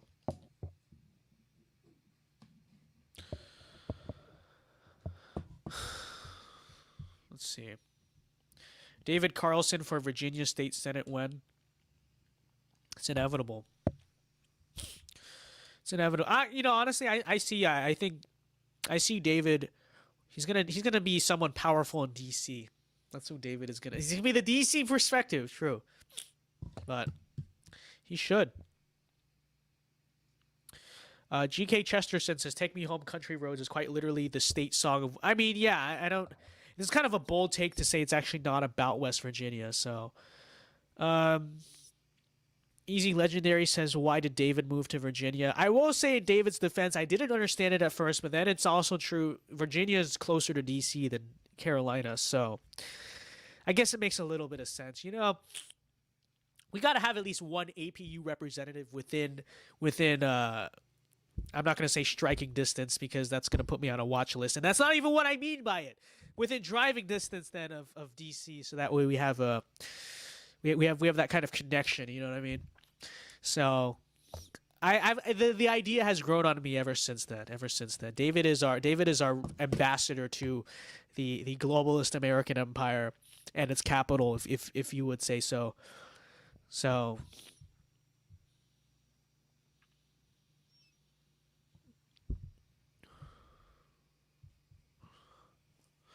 Look up the Shenandoah River on it. Okay, maybe I don't know.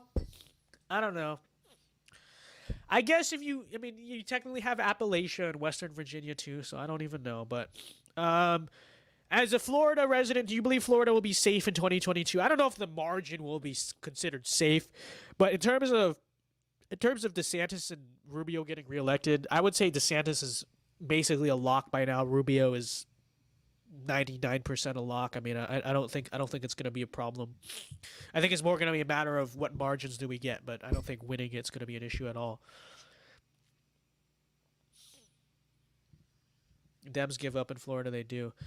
Okay, is it a real super chat, or are you doing the didgeridoo nationalism move where you're sending a fake super chat? Fake super chat. I don't know. I think he's sending in a fake super chat. I don't see. Yeah, liar, fake super chat. Is it? I don't know. I don't know if Video Maker would do me like that. But, you know.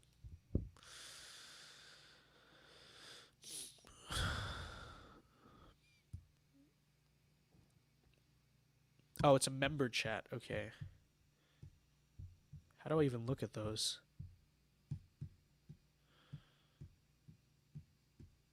I don't even know how I look at those. What does it mean as a member chat? Oh, it's a member mile. Oh. Well, I'm not getting those in this thing. That's maybe that's why. I don't see that on my end. Unless, is this the member chat? Is this it? Are you asking what are my thoughts on President Blumph? President Blumph, we like President Blumph. His profile picture is also hilarious. Like, it genuinely does make me laugh, and so I appreciate it. I appreciate him for bringing a smile to my day.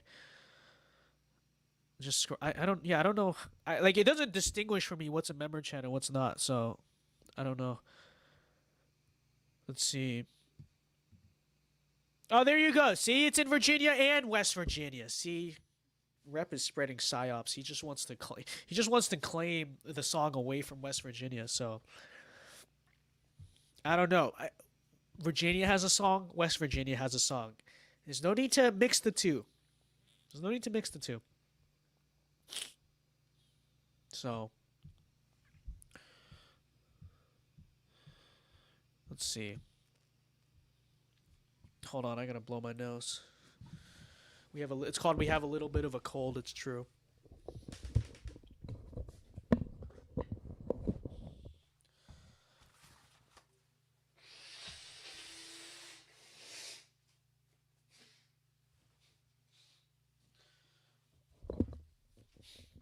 I'm telling you, man, end of October, the weather started to change here, okay? It went from the constant humidity, the constant heat and humidity that I am so used to by this point, and all of a sudden it just started getting cold. And I know the Midwesterners and stuff are going to laugh at me. It's like 50 to 60 degrees. Yeah, that's cold for us. Now, that wasn't always cold for me, but I've become so used to that the temperature change, it just hit me like a rock. Like, I immediately came down with a cold. It was quite a time. Nosegate 2, it's probably Nosegate like 44 at this point, but true. Should the panhandle of Maryland be annexed by West Virginia? It would never happen, but it would be a good idea, yes. Where were we in Maryland? We were in the panhandle of West Virginia, right? I mean, of Maryland, right? For the first conservative Coachella. I think honestly, I don't know if we were or not, but that's 11-8.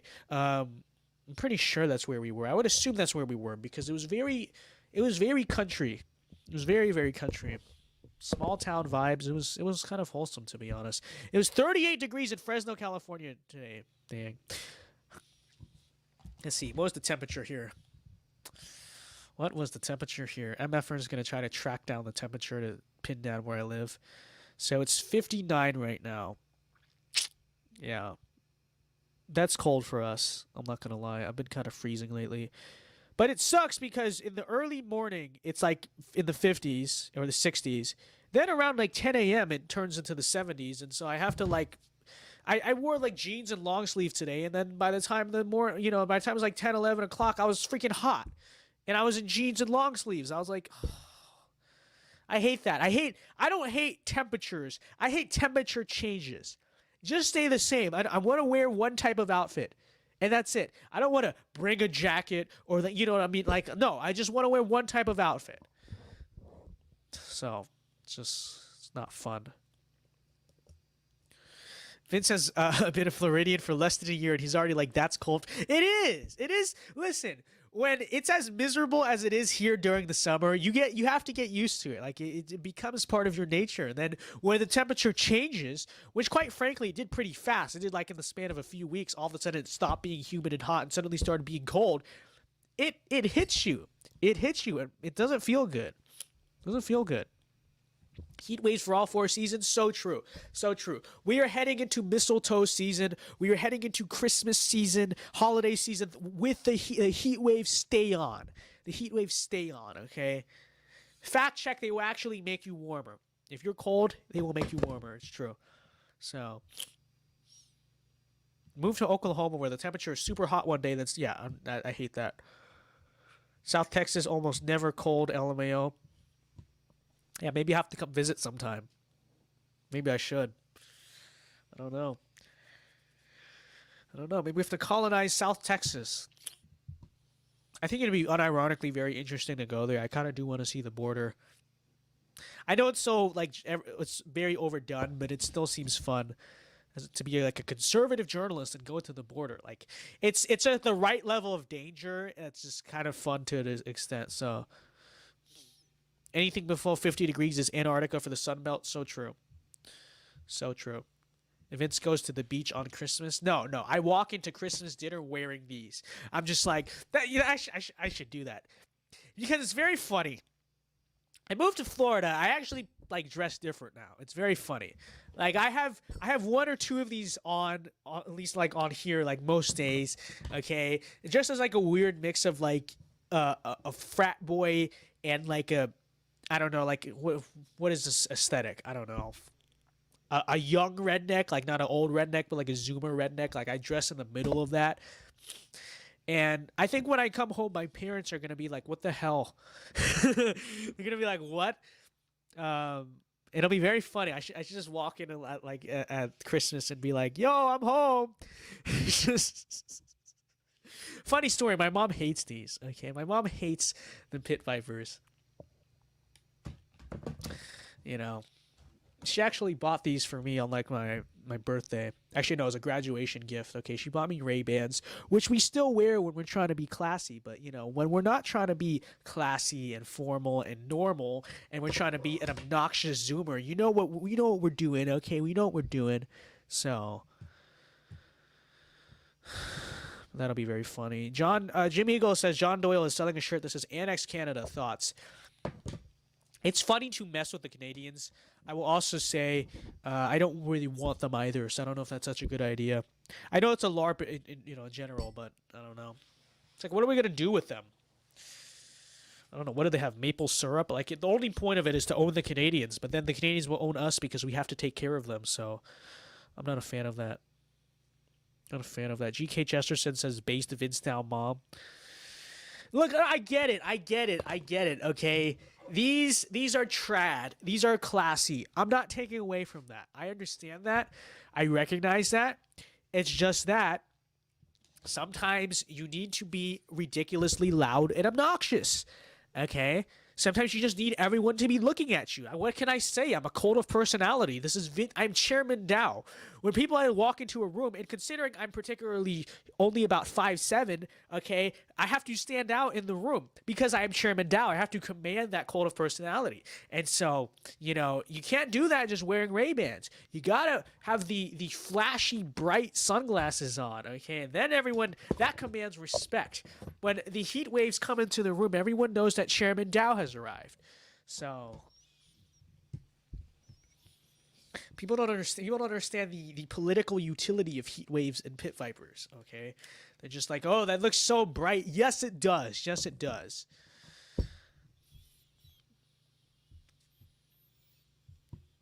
Chairman Dao is 5'2", not the case. Factually untrue. I will. That could potentially be libel and slander and defamation of character if I'm being honest with you. It's just not reality, okay?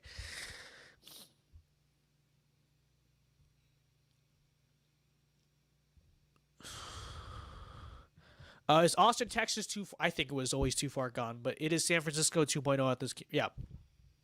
I mean, it was always a liberal city. It was always full of hippies. But what I will say is that our goal should not be to make Austin red. That's not going to happen. What I would say the goal needs to be is to try to limit the population growth of Austin as much as possible. We've talked about this a lot. We've talked about, urban concentration, how you want to kind of try to limit concentrated population centers, especially ones that will be heavily liberal. And that's exactly the issue, because you have all these tech companies and whatnot moving specifically. We always say, oh, look at the big tech companies. They're moving to Texas because, they know that it's going to be, because they hate Democratic policies or whatever. But they're moving specifically in many such cases to mostly Austin, Texas, and some to Dallas, Fort Worth too, right? And so they're moving to these population centers and adding new workers and new populations who are especially liberal populations who, are going to make Austin obviously have more numbers and more of a political force for the left. And so I'd say that's what you have to do. Not try to save Austin. You're not going to do that, but try to stop the growth of these cities and really stop the growth of most American cities, I would say, in general. I think cities, urbanization inherently drives liberalism. This is why I'm against the whole walkable cities crowd that is basically trying to cram everyone into cities and kind of have everyone live together. That's why I defend suburbs against the walkable cities thing. And I think on the grand scheme of things, in order to make the conservative, the country as politically conservative and culturally conservative as possible, you have to spread out the population as much as possible, because inherently whenever you have people are overly urbanized or really just concentrate together, there's just going to be social progress and cultural change, and it's going to happen at a very fast rate because everyone is so close to each other, right? Trends and social movements or whatever, they latch onto people like this, whereas if people are more spread out, change happens slower, things move at a slower rate. I mean, people always say about small towns, about country living and whatnot, it's like things move here at a slower pace, but that's actually true. It's actually true. And it's not just the kind of average day that moves at a slower pace. It is also the culture and the politics and the society and the norms. Those things also move at a slower pace the more spread out people live from one another. So that's all to say, and we've talked about that before, but that's all to say, when it comes to something like Austin, the goal should not be to save Austin. Just try to limit its population growth as much as possible. The more we can de-urbanize or stop the urbanization of America in the long run, the more conservative America becomes. That's a fact. So I know the whole homesteading movement is kind of a LARP, but there is truth to it, though. There is truth to the whole premise behind farm rightness, and it's the fact that the bigger your city, the more concentrated your city in. And by the way, I would argue this is just a general social phenomenon, because you look at some place like Kabul, Afghanistan, Moscow, Russia, right? In other places too, it's also the case that capital cities and whatnot tend to be the most socially and politically liberal places. It's not just an American phenomenon. I think it's just generally a global thing, right? It's a human thing. It's just human nature basically that we're talking about with that. But that's what I would say, and that's what I would say about cities in general, but especially cities breed degeneracy. Look at Babel in the Bible. True. God had to disperse their people and confuse their languages. Yeah, great example. Great example. It's true. Video Maker says, Collin County, Texas. Me and Red Eagle have an inside joke about Collin County. It's true. But it's probably the next big county, Texas, to flip blue. It's a county suburb of Dallas. Tons of South Asians, a.k.a. Indians, moving there and turning a majority of them blue. It's true. It's true. We need to send APU President Shashank Yalamanchi. Okay, we need to send him down there. He's going to save Collin County. All right, the Indian Populist Union. It's true. It's true though. Yeah, Indian immigrants tend to be very, very liberal. I've noticed that.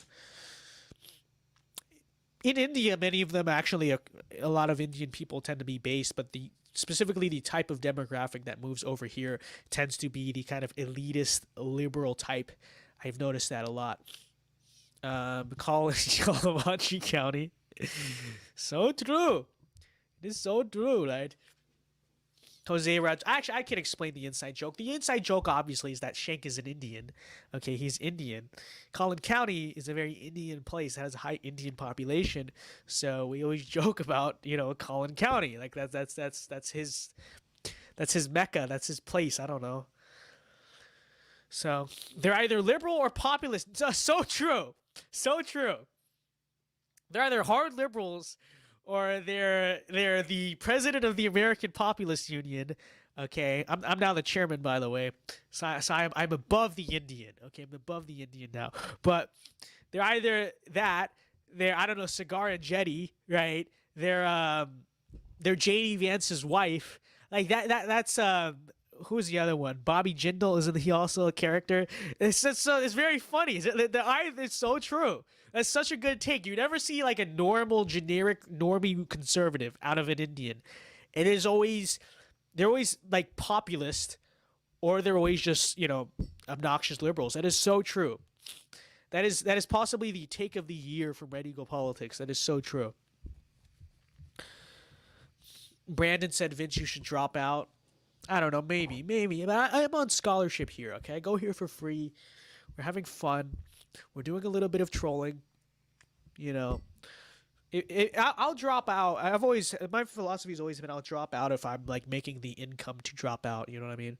Because I think if the difference is between dropping out and working, I don't know, DoorDash or some like McDonald's or something, or just being in school and going there for free. I mean, I don't know if there's really one cost benefit or one or the other. You know what I mean? So, yeah, it's true. Haley is the exception to the rule. That's true.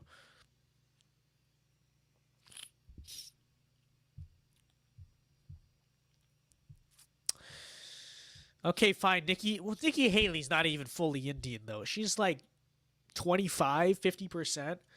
That's like saying Kamala Harris is Indian. Like, really? I don't know. I don't know if she counts. So,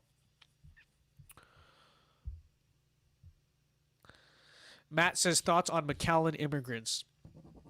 Well, I think largely, I mean, most immigrants don't go to McAllen, but I think you're definitely seeing sort of a clash between the native Tejano population that's lived there for a while and a lot of who are primarily Mexican descent, a lot of the new Central American migration stuff. I think there's definitely a clash there, I will say. It's kind of some tension.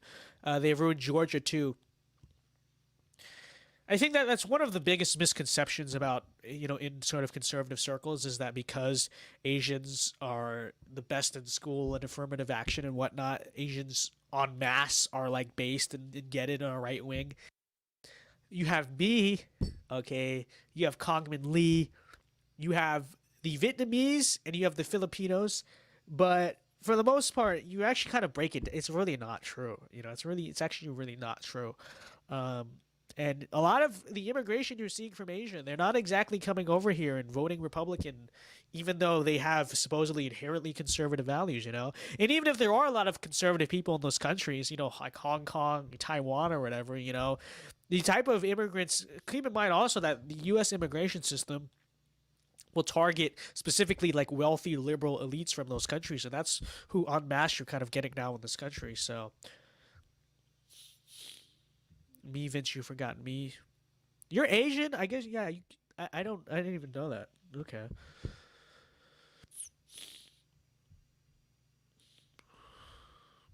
It's so true. I wouldn't discourage conservatives from going back to college if they can do so without getting into debt. We need people in college to take back institutional power. So true. So true. I think we've talked about this before, but it's like, if you're going to go to college and just be useless, yeah, don't go to college. But I think we genuinely do need a lot of smart conservatives to work the system, game the system, and march through the system. Trade school is great, but you're not going to be infiltrating institutions and reclaiming societal institutions by going to trade school. Those routes, academia, whatever it is, it's going to require a college degree. And you're going to have to go to college. You're going to have to do pretty well in college. And we need people to do that.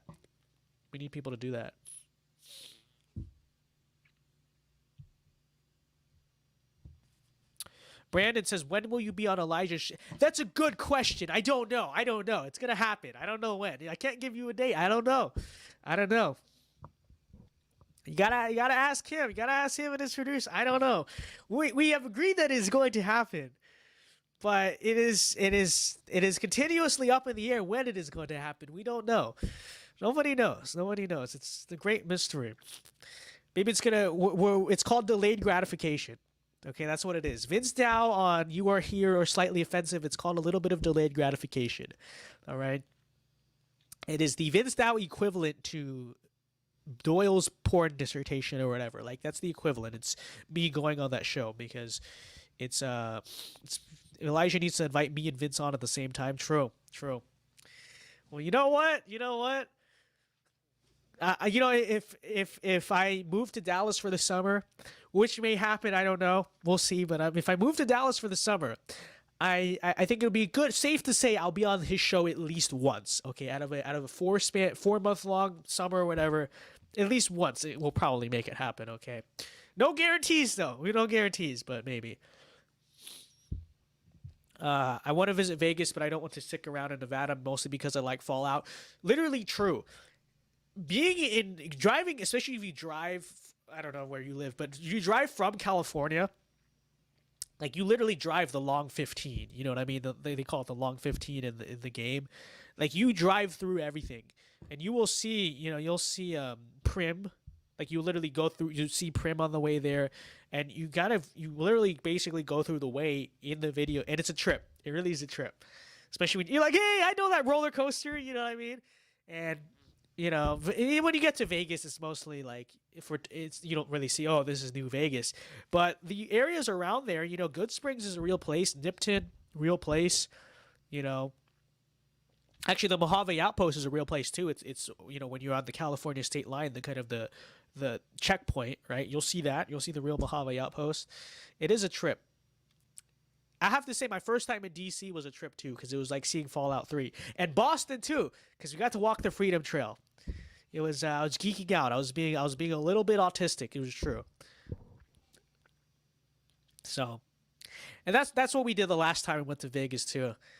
He's like, all way true to Caesar's. All way true to Kaiser. Everyone's like, shut up, you're literally an incel right now. And I'm like, yes, what are you going to do about it? Proud, nerdy Vincel, let's go.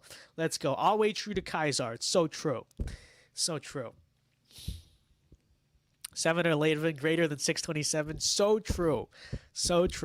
This is objectively, verifiably true.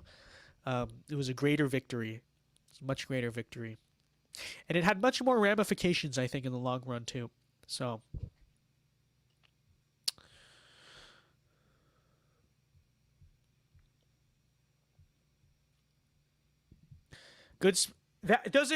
I've never been to Good Springs. We're going to Good Springs now. Next time we're back on the West Coast, we're going to Good Springs.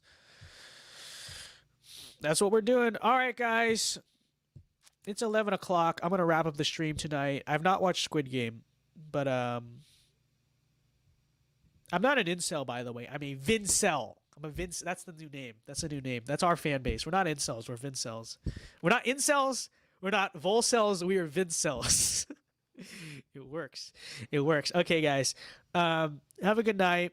See you guys later. God bless you. And I'll be live either tonight or tomorrow. So I'll see you either tonight. Tonight. Why'd I say it? Either tomorrow or Wednesday night. So I'll see you guys one of those nights. But yeah, see you guys soon. Have a good night. Alpha Moves Only, and peace. In leaving it, I do so with this prayer. May God's grace be with you in all the days ahead.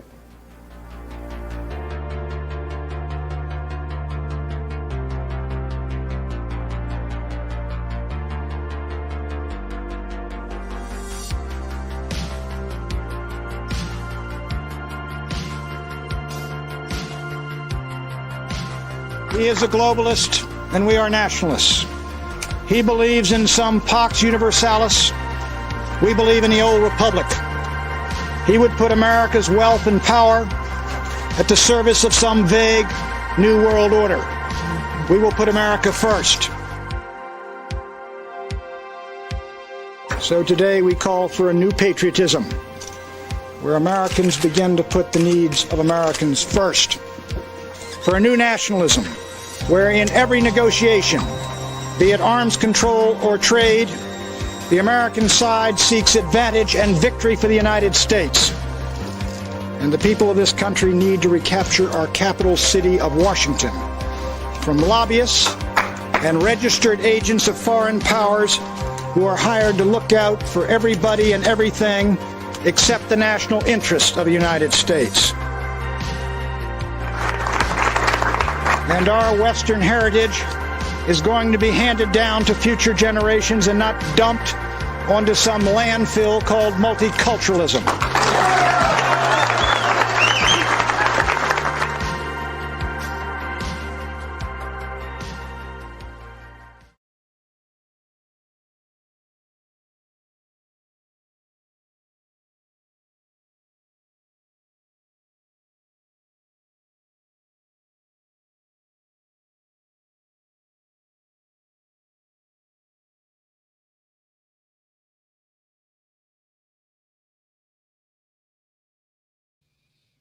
Oh, you're still here?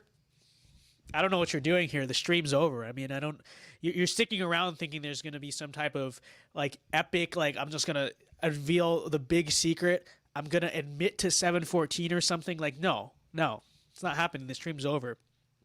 So I don't know what 28 people are still doing here. It's very questionable. It's very questionable behavior. I don't know.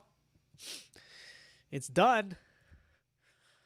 I don't know what you're. I don't know what you're trying to do. It's not. It's the stream's over. So, you know. What do we want to just stare at each other? Is that what we're gonna do? Yeah, I see you too. I see you too. I see you too. I did